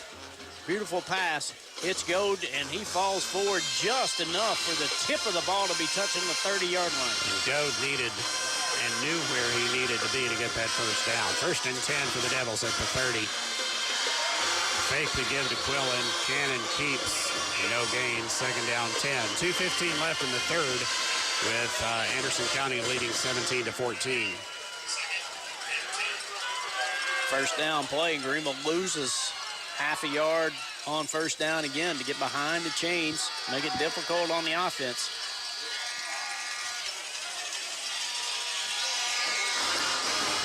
It will be 2nd and 10 with trips left. Cannon with a snap looking to the left. Good protection. Now flushed out of the pocket. Scrambling backwards. Flag in on a hold as Cannon just throws this away into the sidelines. We'll see what the call is.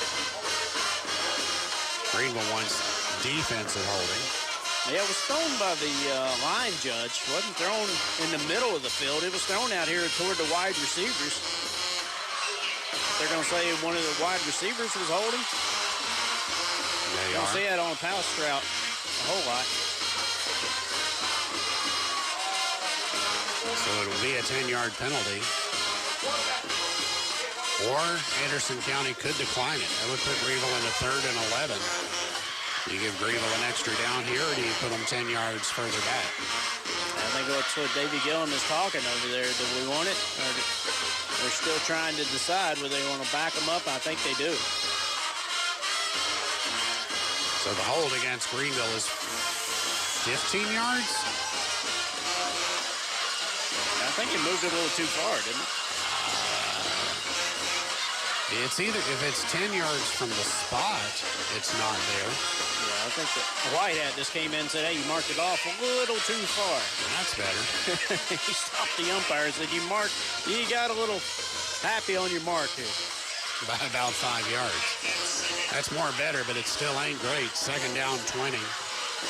Greenville at their own 20. A minute 37 left, 3rd quarter, down by 3, 17-14. And that line judge stops play. I think he's trying to make sure it's marked correctly. He's going to say move it back. Yeah, he did. He came in and moved it, yelled at the umpire, you need to move it 1 more yard. I think that's right. I think that's where it's supposed to be. It would not have been on the 20, but I wasn't going to point it out to him. So 2nd and 21. 3 right for Cannon. Protection goes downfield. He has Nick Pillar down to the 40 and knocked away. Great play by Anderson County's Israel Small. It was right where Nick Pillar could have caught it in stride and gone to the end zone. And Israel Small got his hand up at just the right place to knock it away incomplete. That would have been a touchdown. Yeah, Greenville went with 4 verticals. They had 4 guys running deep down the field. Cannon looked first to his left to go, and the Samples didn't like what he saw there, turned back to his right with Anderson and Pillar running down. Pillar was running down the seam in the middle of the field, and he lobbed it up, tried to bring it right over top of the shoulder, and a great play by Small. Third down, 21. Greenville's looking for the screen. Now goes downfield for Carson Quillen. Quillen with the catch at the 50, and a flag at the end of the play as Carson Quillen made the catch of the 47 turn to win across the 50. That'll be a 31-yard pickup, plus whatever the penalty here is at the end. That was just as good of a play as what Isaiah Hall did to save that third down and long for them. Great pass by Corbin Cannon right to Carson Quillen, who turned around, backpedaled, make the catch of 33 yards, and gets the Green Devils a high construction first down at the Anderson County 47. It wasn't open. Nope. It was a wheel route coming out of the backfield. It was covered all the way. In fact, Anderson County had a safety on it, and they had a linebacker on it both. And a great job by Cannon of throwing a beautiful lob pass that was perfect. And Quillen going up and making the catch. Fresh set of downs in good field position at the 47. Handoff Quillen. Comes to the short side of the field. Quillen at the 40, at the 30, at the 25, 20, 15, 10, 5. Carson Quillen into the end zone. Touchdown, Greenville. Carson Quillen. He gets 33 yards on the catch. He gets 47 yards on the run. And the Green Devils reclaim the lead with 33 seconds left in the third quarter. It's 20-17. Greenville gets it blocked on the left side of the line. They seal it off, unable Quillen to turn it up the sideline, but then it was Chrisman that was going down the field and was making a beautiful block to seal it for him, a good 25 yards down the field. Carson Quillen gets it to the end zone for now the 25th time this season on the ground. The point after try by Quentin Brandon. A good hold, a good snap, and a good kick. Greenville 21, Anderson County 17. 33 seconds left in the third quarter. Back with more as you listen to Green Devil Football on WGRV, WIKQ, online at greenvillefootball.com, and tonight with video on Grassroots Sports TV. Corner Pond, the friendly and knowledgeable staff, has the experience necessary to help you out regardless the need. Have an item of value you'd like to pawn or sell? Corner Pond can help. They pawn numerous items of value, including firearms, tools, ammunition, silver, coins, and much more. When you walk through their doors, you'll find well-stocked shelves full of electronics, gaming systems, fishing and hunting equipment, car audio and accessories. And don't forget about the room full of guitars and basses and amplifiers, or their outside lawn and garden equipment. Corner Pond is a case knife dealer and carries numerous used knives as well. Stop by and let the friendly staff at Corner Pond help you today at 432 East Bernard Avenue, Greenville, Tennessee. Seconds from the clock, 7 plays, 80 yards. Had a rush by Carson Quillen for the 48-yard touchdown, and the extra point by Quentin Brandon was good. Carson Quillen now with 25 touchdowns on the season. He trails James Mud Turtle Mays for 7th place on the single season rushing. Mays did it back in 1991, listening tonight with Renner and Weems over on Franklin Avenue, but his name's still in the record books. But Carson Quillen's closing in. I think if Quillen passes him tonight, it would be a good night for Greenville on the scoreboard. Back and forth between these two teams tonight. It's 21-17. Now Greenville in the lead. Quentin Brandon's kid goes into the end zone for the touchback, and Anderson County will start first and 10 at their 20 with 33 seconds left in the third, down by 4. Pat, Davey Gillum said in the pregame interview, he said this game really isn't going to be one where one team out-coaches the other. This is going to be made and won down there in the trenches, who can out-physical each other and who can make the plays when they need to. Isaiah Hall did it for Anderson County on their touchdown. Carson Quillen did it for Greenville on theirs. It's each team's 2 playmakers. Isaiah Hall began his career at Greenville High. Carson Quillen having a great career here at Greenville High. But both of them making big play after big play tonight. First and 10 for the Mavericks from their own 20. Pass downfield to the outside. The catch is made at the 43 by Dalen Cole. Perfectly placed, perfectly caught. Dalen Cole with the catch at the 47. For the Anderson County Mavericks get a first down. I watch him in pregame, and Hall throws that fade route as good as anybody I've seen in high school. I mean, he lobs it out there perfect in stride, right over the shoulder.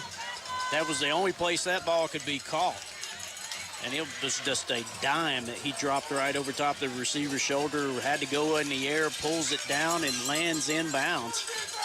Beautifully thrown ball, beautiful catch. The Mavericks get the first down with 25 seconds left in the third quarter, down by 4. Isaiah Hall from the right hash mark gives to Waylon LaRue. Flag down. LaRue goes across midfield into Greenville territory and out of bounds at the 43. But this should come back where you would expect a hold to be. It is a hold against Anderson County, and that'll be 10 yards from the previous scrimmage line, so that will make it first down and 20. Penalties tonight. Greenville flag 4 times, 45 yards. Anderson County now 5 times, 31. Or is that before that? Was that before that one? No, including that. So 5 times, 31 yards. Far cry from the with a half of the distance call. 150 yards last week against Greenville. First and 20 for the Mavericks. Back at their own 38. LaRue in the backfield, trips left. Handoff to LaRue. It's all on the ground. Who's on the bottom of the pile? Greenville says they've got it. What do the officials say? It's Green Devil football on the fumble. Recovered by Bryson Myers. First and 10 Devils at the Anderson County 35. They missed the mesh point on the handoff, and it looked like just kind of tossed it in there. The receiver looked like he had already, or the running back looked like he was reaching out with 2 hands to try to pull that ball back in. It goes to the ground, and who would you expect for Greenville to get on it? Bryson Myers. His motor never stops from a defensive end position. He comes closing down. It's his second fumble recovery of the season.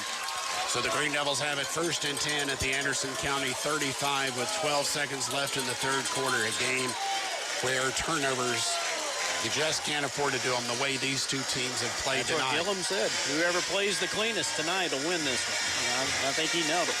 Snap back, handoff. Carson Quillen comes to the short side of the field. A flag down, so the cleanliness part kind of goes out the window as Anderson County has the turnover, and Greenville's going to get called there for a hold. Greenville goes back to the same play that they scored on. 3 wide receivers out to the right side of the field. They come back to the short side. The handoff to Quillen, trying to turn the corner. They said Greenville helped him turn the corner by grabbing a handful of jersey and holding that defensive end outside linebacker. That'll cost Greenville 10 yards. They get behind the chains again on first down. Well, the last time we had a 20 yards to make a first down, Pat, we just threw it to Carson Quillen. Just redo that again, that'd be okay. Carson Quillen in space. I like that. Zayden Anderson in space. Hayden Gold in space. Last play of the third quarter, Greenville up 21-17. Snap back, handoff, Quillen to the interior on first and 20. We'll get about 3. We go to the fourth quarter. We expected this to be a fourth quarter game. Greenville and Anderson County with the Devils on top, 21-17 in a game that's been back and forth. The fourth quarter coming up. An appearance in the Final Four for one of these teams is 12 minutes away. You're listening to Green Devil Football on WGRV, WIKQ, and online at greenvillefootball.com. One final time, wanted to stop in just to thank you again for joining us here on Grassroots Media in this broadcast of the Class 4A quarterfinal playoff game. Really happy that you're with us. We do ask that you consider clicking on the link in the description or following the QR code that's on your screen and joining the Grassroots movement to help us continue providing excellent high school sports coverage around East Tennessee.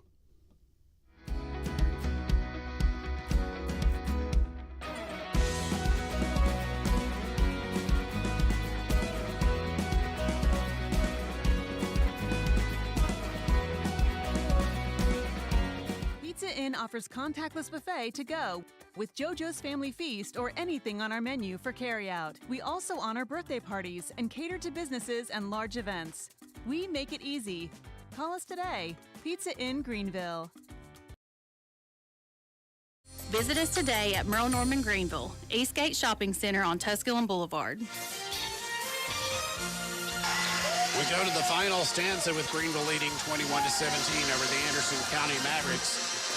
The Mavericks with a turnover at the end of the third quarter. Greenville looking to capitalize, but Greenville had a holding penalty to put them back in a 1st and 20. Now they have it 2nd and 18. Canada pass, lobs it downfield, looking for Chrisman, but Chrisman's held up and can't make the catch. Would have, could have had it. It was just floated down there. Well thrown by Cannon, but Chrisman couldn't get where he needed to be because of the defender who knows what he's done, and that will be a pass interference penalty against Anderson County. Third quarter stats through 3, Pat. Greenville rushing 25 times, 152 yards. The Devils are now 5 of 9 passing for 74 yards. Total offense, 34 plays, 226 yards. Anderson County, 23 rushes for 88 yards. 14 of 22 passing for 150.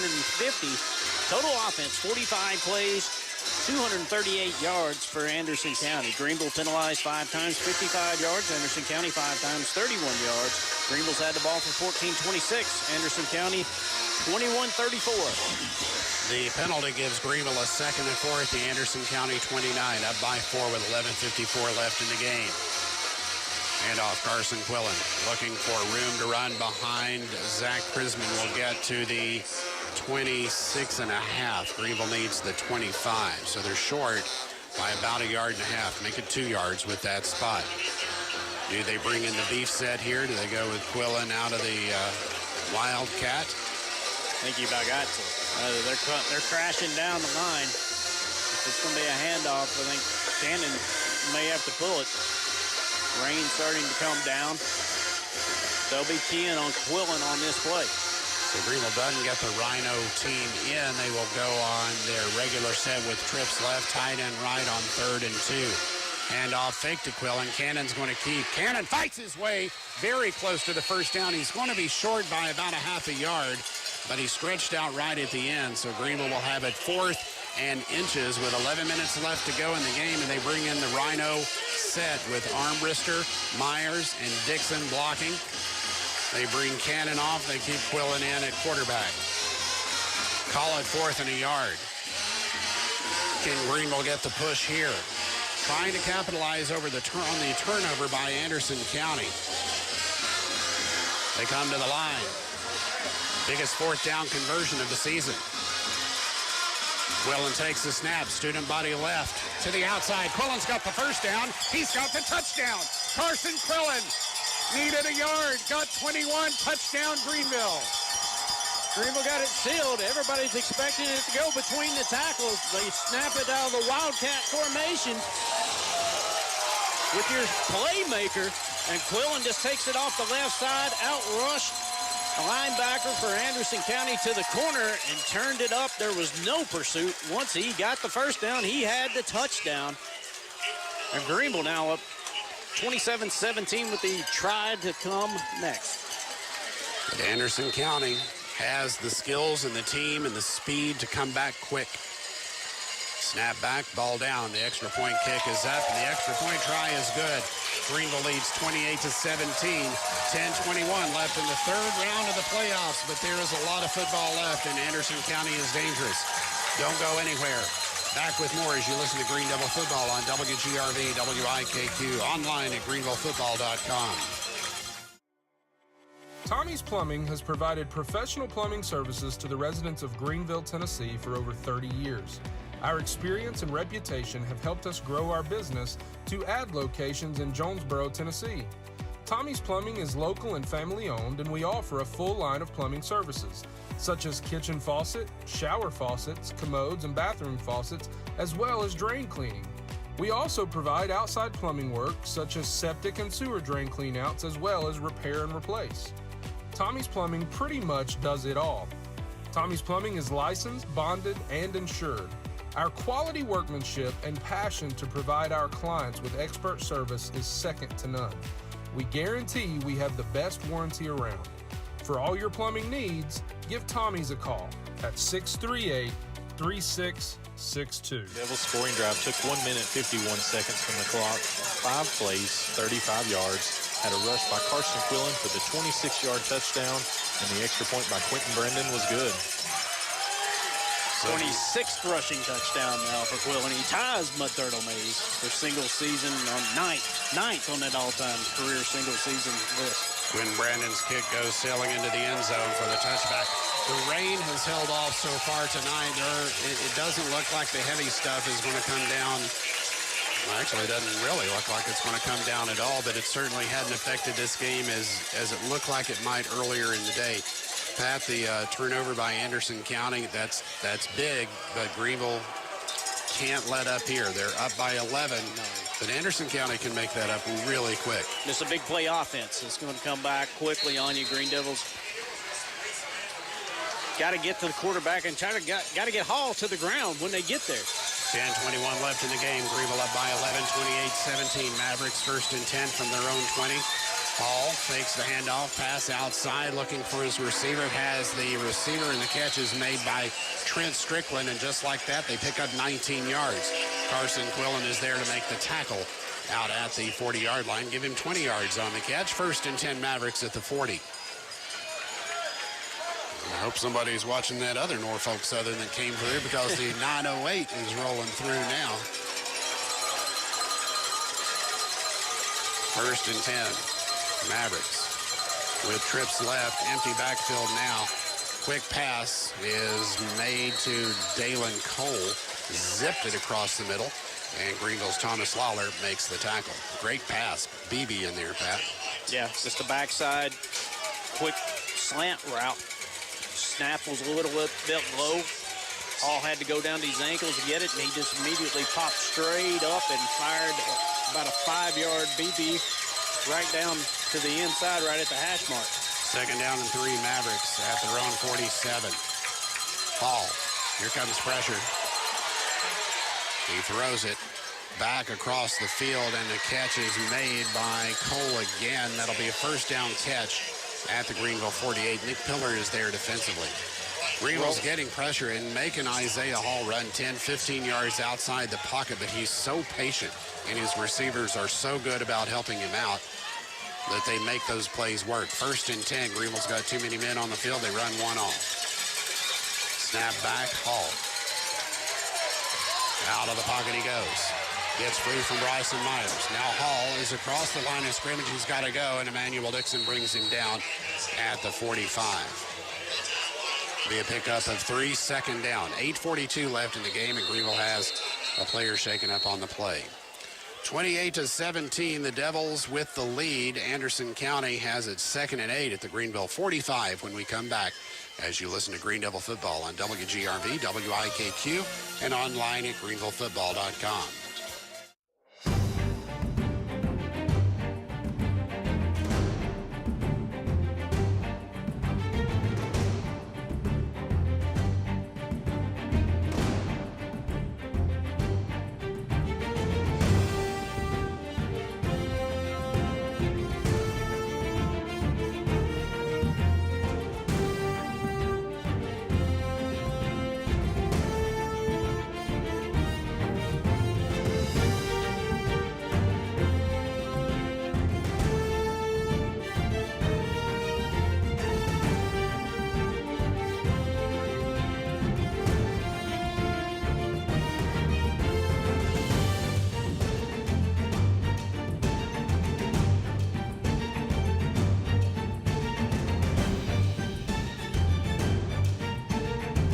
One final time, wanted to stop in just to thank you again for joining us here on Grassroots Media in this broadcast of the Class 4A quarterfinal playoff game.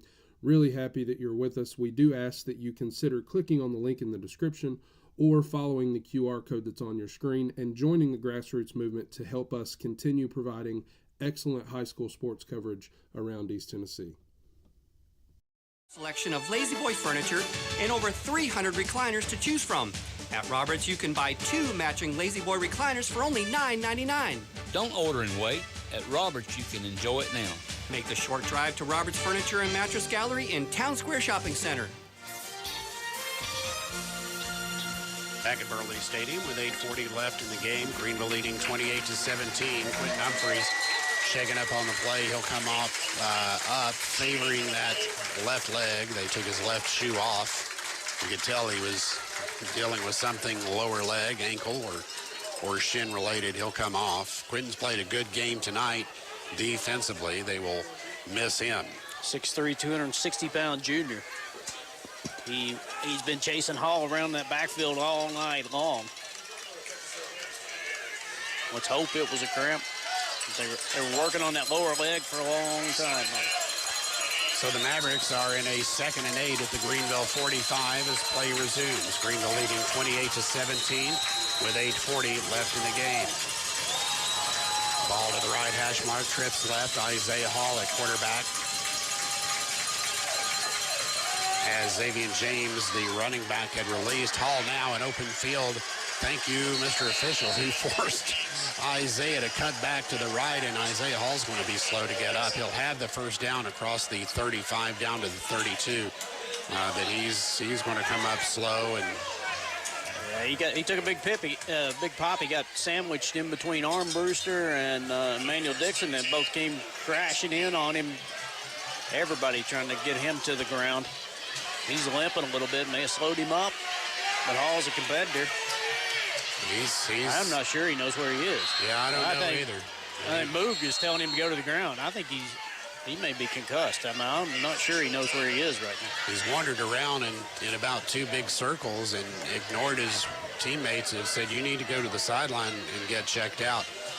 He was staggering around in the middle of the field, and Moog finally just came over and grabbed him and said, go down. Yeah, Stop. kept pointing to the ground. Anderson County, did they call a timeout here? That's got to be got an official timeout. Yeah, I think the official stopped it. Hall's going to go to the sideline and be checked out. He did. He got up looking a little dazed and confused, but they're not going to take him to the bench. He's just going to go over and take a Anytime drink. you got 4 and 20 and 12 all putting a pop on you, got an opportunity to get hurt on the play, but they will bring in at quarterback Trent Strickland, who has been their wide receiver. He'll come in. They've got Moog and James in at running back. 9 seconds on the play clock. First down, and Anderson County moves. So that's unfortunate for them. I mean, you've got a player that goes off. You've got a substitute coming in. They're unsure about what the play is. And it's going to cost them 5 yards. And they don't have a lot of experience at backup quarterback. Well, got Hall's Mason coming back in. listed as the second string quarterback, 8 of 12 for 127 yards, but that's not who they've got out there at quarterback right now. Hall was down on one knee with his helmet off. At that play, he put his helmet back on and started to walk back on the field. The trainer pushed him back. First down, 15, Strickland. Moog gets a direct snap, and Emmanuel Dixon comes in and makes the tackle. That'll be a loss of 2. Second down and 17. Yeah, they went, and now Hall's coming out there. I don't think he's walking straight yet. He's still kind of staggering around as he comes back out. But what was the quarterback we saw play with ACL? Stanton Martin that played with tore ACL here in this game. Second a few down. years ago. 7 minutes left in the game. Greenville up 28-17. It's second down and 16. Anderson County needs the 23. Hall is back in at quarterback. He takes the snap. All kinds of time. Just heaves it up downfield. It's a floater. Carson Quillen jumps for it. It was closer to Quillen than it was the intended receiver, Evan Pyatt, but it was such a high floater that Pyatt was able to close and also almost became the defender on that. The receiver was wide open on the play. Hall put way too much air in there. He threw it up way too big as it was a kind of a backside post route, and it was there. He was running wide open down the middle of the field. If you throw that on a rope, the quarterback threw it up with a lot of hang time on it. Carson Quillen came from the other side. Safety came over and had a better chance of catching it than the quarterback did. That would have been nice. But it's incomplete. 3rd down, 15. Hall dumps it across the middle on a screen to Moog. Moog has 8, 9, 10 of those yards back and gives Anderson County hope on a 4th down and about 6. They'll mark him at the 30. Anderson County needs to go to the 26. I thought we had one go down on the steps. Burley's going to get hers in the rain. 28-17. Anderson County on a 4th down here. It would be tough. They would be in a tough position if they do not convert. They have to get to the 23.5-yard line. The rain has come down. I think Anderson County's going to have to burn the timeout. Hall was bent over on his knees as they were calling the play in. And Anderson County's going to burn their 2nd timeout with 5:55 remaining in this game. This is a big play for both teams. Anderson County, if they keep this drive alive, it's going to take more time off the clock for them. They are down by 11, 28-17. If Greenville stops them here, Greenville's got to do something. They can't go 3 and out on a possession. They need to run some time off themselves, especially since Anderson County is down to 1 timeout. What you don't want to do here is do a silly penalty, a pass interference. It's not necessary or something like that. Make Anderson County earn this. And I'm like you, Pat. I don't know that Isaiah Hall is 100% right now, but he's probably the best chance that they've got as the rain really picks up now. Play of the game right now for Green Devils. I don't want to go down to the last couple minutes of Anderson County having a chance with this quarterback back there with a chance to run around and make a play. Greenville, they can come up with a stop. 4th down, 6.5. Isaiah Hall brings his team to the line. 2 receivers left, 2 to the right. From the 30, they need inside the 25.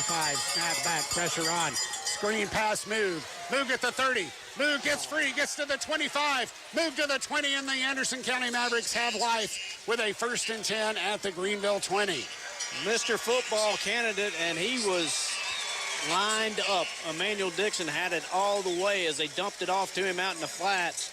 Greenville's all-state linebacker closes on him and didn't get wrapped up. Tried to put a big pop on him, and Moog kept those powerful legs churning. He goes at 6 feet, 200. Emmanuel Dixon hit him, listed at 6 feet, 200. They bounced off each other, and Moog is able to keep going forward and pick up the 1st down. The Mavericks 1st and 10 at the Greenville 20 with 5:20 left in the game. Empty backfield. Hall passing for the pylon. Has a man at the end zone. Did he catch it in bounds or out of bounds? Out of bounds, incomplete. It was a well-designed and a well-passed play just on the outside arms of Trent Strickland, and it goes incomplete. Beautifully designed play. Outside receiver ran a deep slant. The inside receiver ran a little wheel route and got wide open. And Hall just threw it a little too high to him when he had a little too far to the outside. He went up, made the catch, but could not get his foot down in the end zone. 5:12 left in the game. 2nd down, 10 Mavericks at the Greenville 20, down 28-17. Hall with 2 receivers right, make that 3 right, looking to his left. On the line, a BB pass complete to Dalen Cole.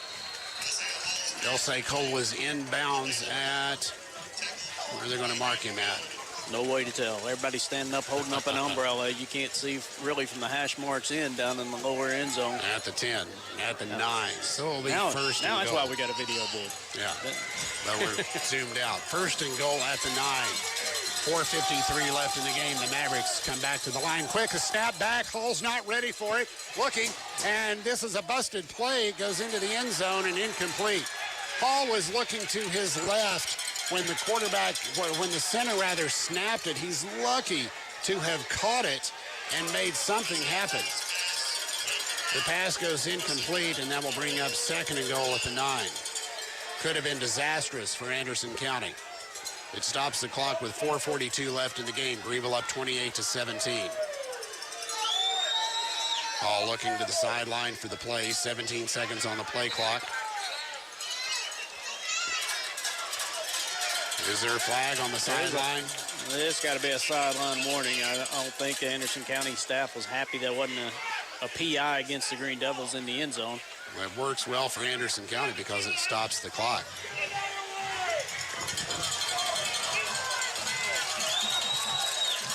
.442 left in the game. Anderson County is going to be called for a sideline warning, as we're not happy about that.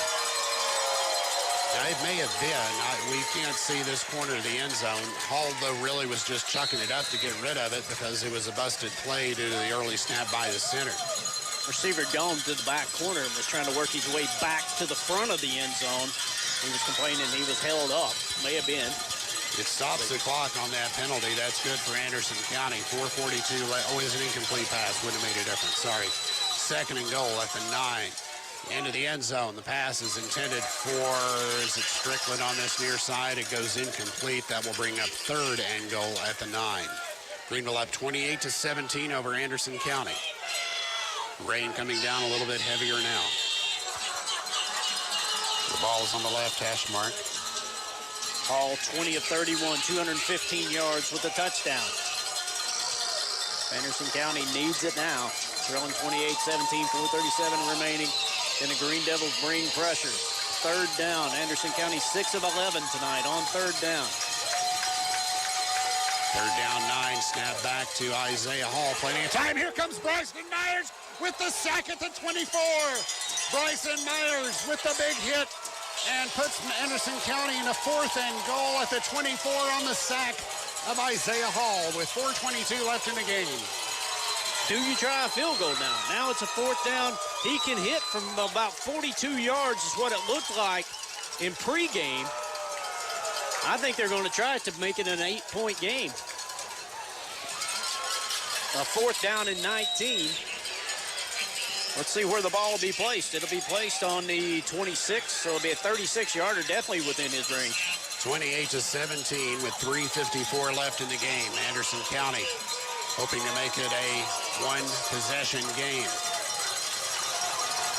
Greenville's been close to blocking it, but they've been close to running into the kicker a couple times on it tonight. Josh Valero to kick. Who called the timeout? Anderson County uses their last timeout. They're still deciding this. You think?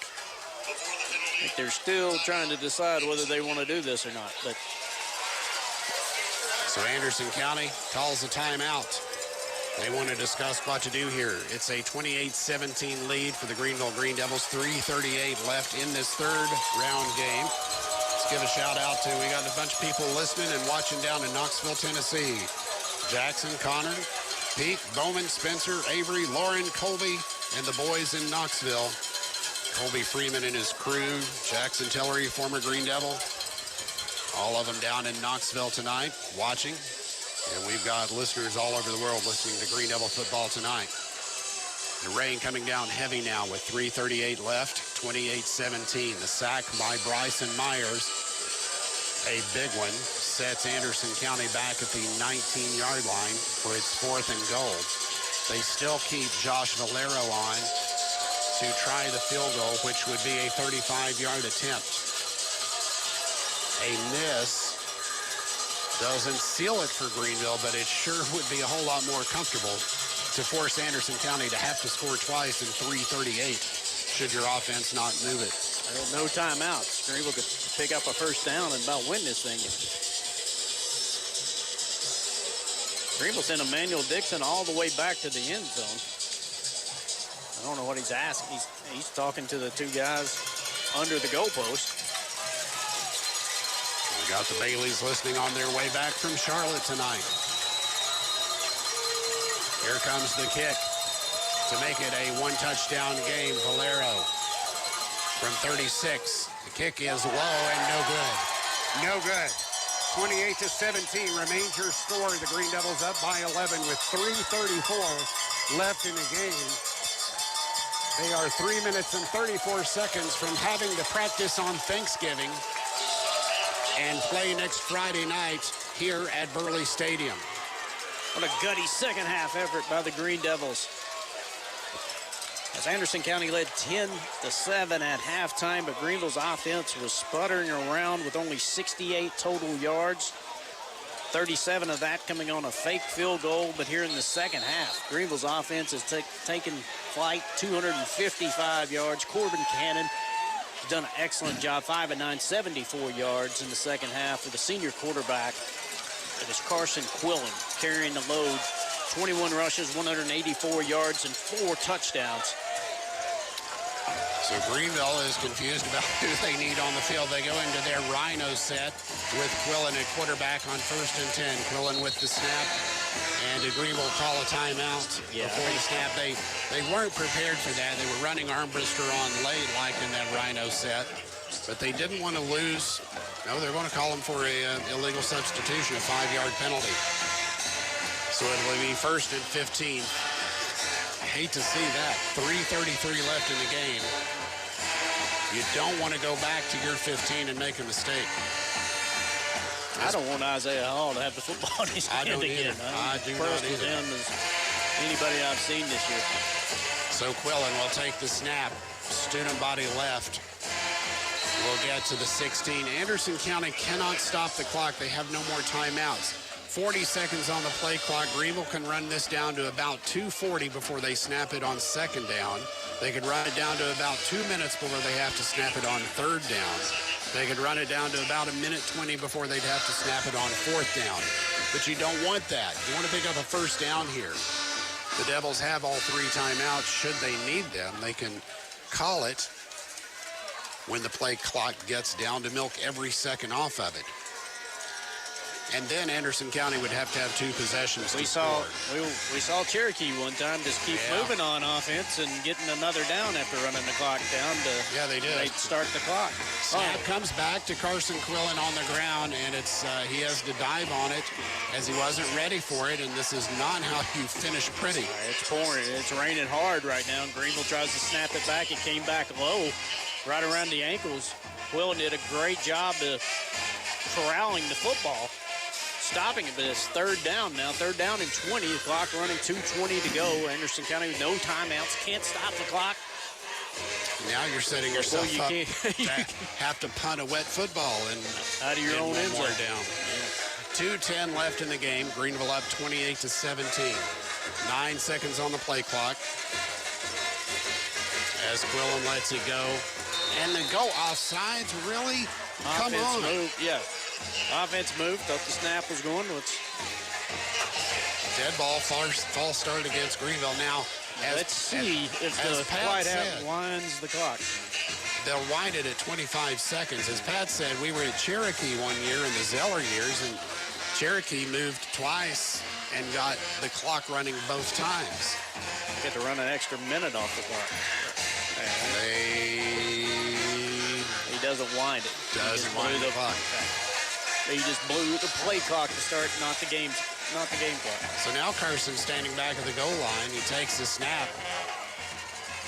He's just going to run, stay in bounds. Do not let them throw you out of bounds. And they did. They threw him out of bounds.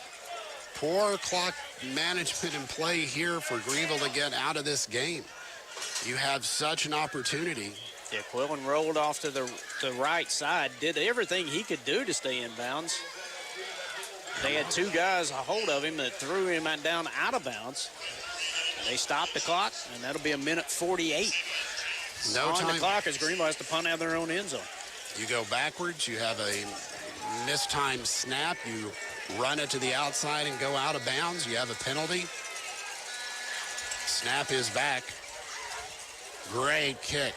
Quentin Brandon taken at midfield by Anderson County, but room to run. Down to the 50, down to the 30, down to the 25, to the 20, to the 15, to the 12-yard line goes Xavier James. And Anderson County still in it. Still in it. 1:33 to go. Anderson County returns the punt down inside the 20. You know they'll go for the onside kick attempt should they score here. Anderson County, though, has no timeouts. They must get the ball out of bounds. They also don't have a quarterback. They've got Moog lined up as a Wildcat quarterback. Don't have a running back. Now they send in 15. Where's Isaiah Hall? Anderson County is not prepared for this. He's just not. He's coming now, but he doesn't have his helmet in his hand. Snap comes back to the sub-quarterback, Cody Miller. He throws it to the sideline. The catch is made at the 4-yard line and out of bounds. So with 1:28, Anderson County has it either first and goal or second and a yard. And Hall comes, is that Hall that just checked in? Hall, yeah. He didn't have his helmet on. I saw him come running up to the sidelines. I think he'd been in the tent, in the medical tent, still checking him out. Second down and a yard at the 5. No timeouts for Anderson County. Hall does come back in. Snap back to Hall, looking to pass into the end zone. It's batted away, incomplete. Great play by Greenville's Thomas Lawler. The intended receiver, Cole, made a play on it. Lawler batted it away. It's third and a yard. Now, the thing here is Anderson County needs a first down at some point, or they need to score here. And they've got no timeouts, so that will run some time off the clock. It's a 3rd-and-1 situation. Anderson County has been great on 3rd down tonight. 28-17, Greenville leading 1:24 left in the game that they could have been done with had they had not had errors on their last possession. Hall, the handoff, Moog, down to the 1-yard line. It's a first and goal. The clock stops. Anderson County comes to the line to spike it. 1:19 left. They wind the clock. And 1:18, 17, 16, and spiked by Isaiah Hall with 1:14. Greenville up by 11, 28-17. On their last possession, had the opportunity to run a lot of time off the clock, but they had a 5-yard penalty for a false start. They had a bad mistimed snap to Carson Quillen that resulted in a loss. Quillen ran it to the outside, was thrown out of bounds, and that stopped the clock.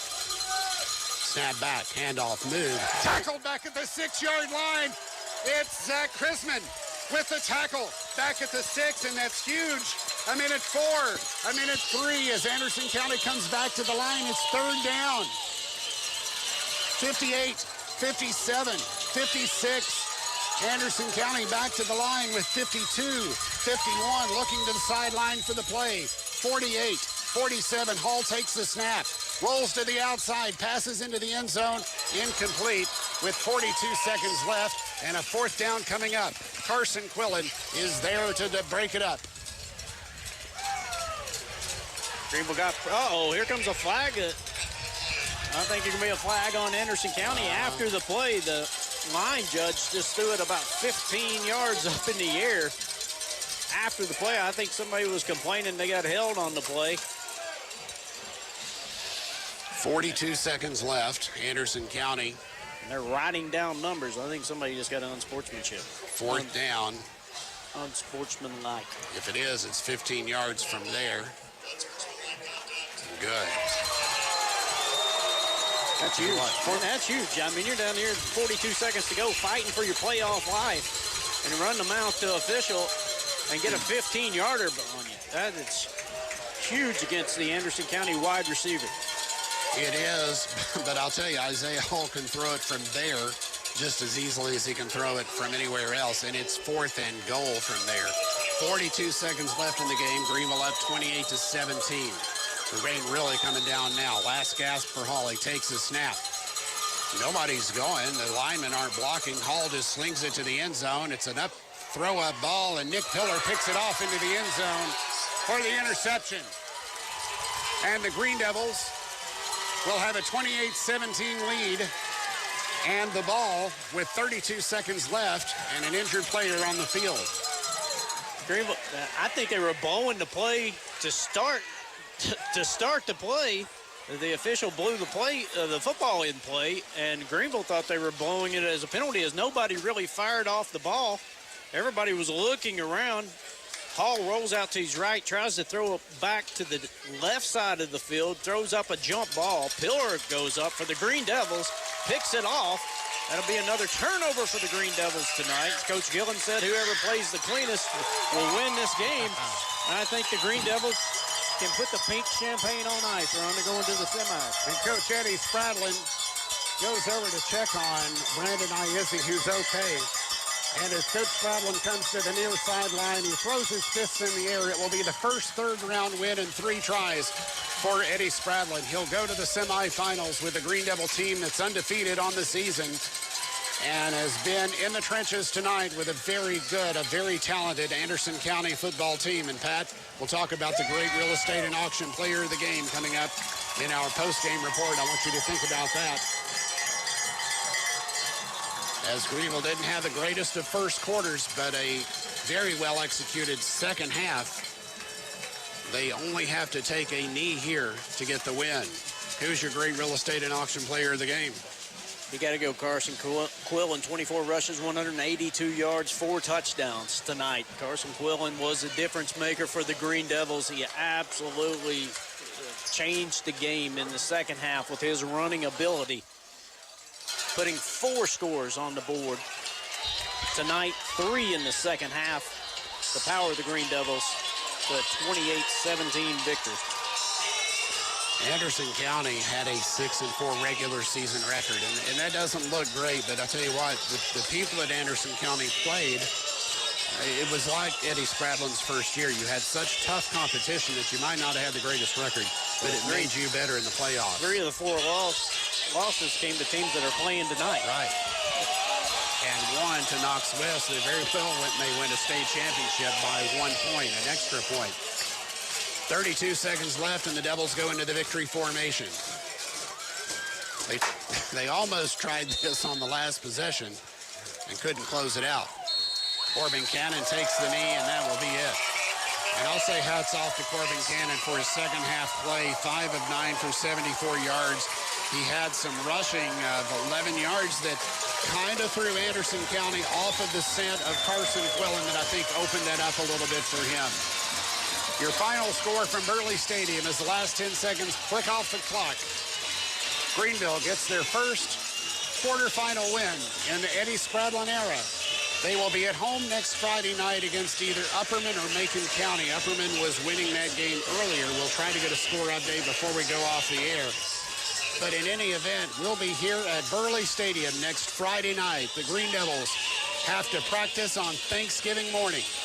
And let me tell you something, as somebody who's seen Greenville practice on 5 Thanksgiving mornings, that's a pretty nice time to come out, and actually 6. We played Maryville the first time and then lost to Giles County in the state and had 4 championships. So it's fun to come out on Thanksgiving morning and practice football. Get the turkey trot going on, and then you can practice a little football. That'll be great. They don't practice so much as they get together and have, I think they had scrambled eggs and biscuits and gravy the last time. They also had a ribeye dinner on Wednesday night. We'll see if we can get one of those going again this year. What a great feeling to win in the quarterfinals and go to the Final Four. The Greenville Green Devils improve their record. They are undefeated. They are winning tonight over the Anderson County Mavericks 28-17 in the state quarterfinals. You're listening to Greenville Football on WGRV, WIKQ, and online at greenvillefootball.com. Back with more right after this. One final time, wanted to stop in just to thank you again for joining us here on Grassroots Media in this broadcast of the Class 4A quarterfinal playoff game. Really happy that you're with us. We do ask that you consider clicking on the link in the description or following the QR code that's on your screen and joining the Grassroots movement to help us continue providing excellent high school sports coverage around East Tennessee. At Corner Pond, the friendly and knowledgeable staff has the experience necessary to help you out regardless the need. Have an item of value you'd like to pawn or sell? Corner Pond can help. They pawn numerous items of value, including firearms, tools, ammunition, silver, coins, and much more.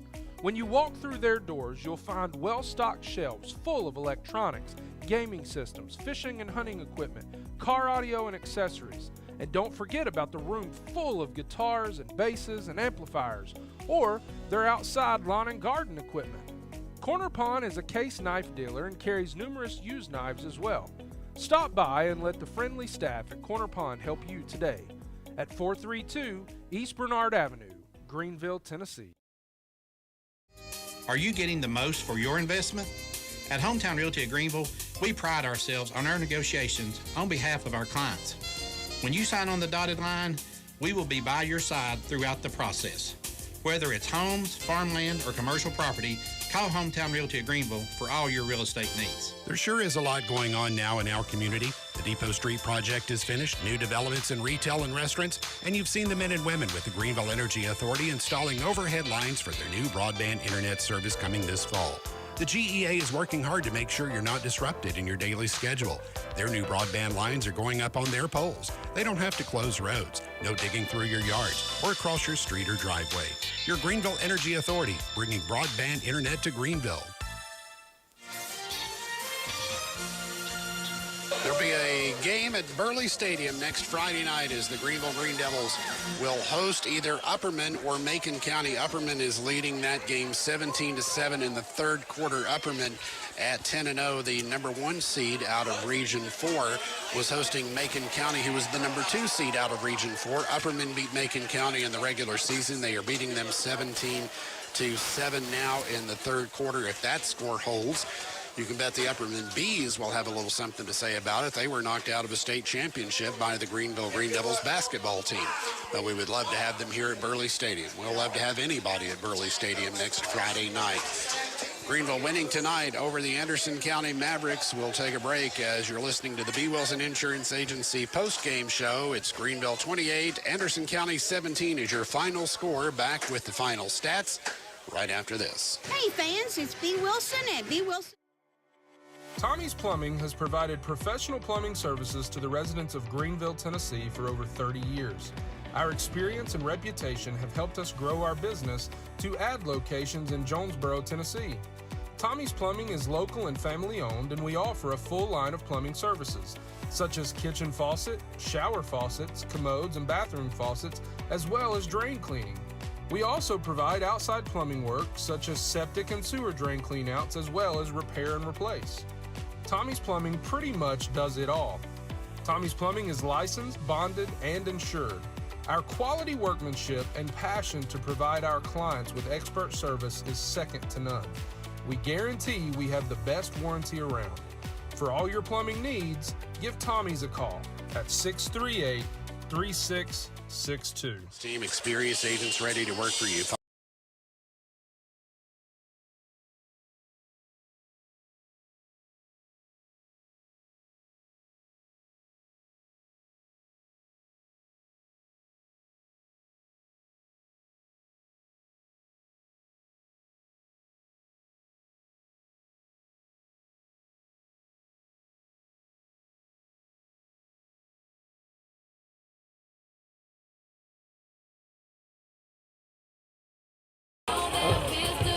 Hats off to Anderson County, really good football team. Kind of the same way we built our program. That's a dang good quarterfinal game that I've been a part of right there. So how does it feel winning the game after the defeat last year with Absolutely last year. How good it feels.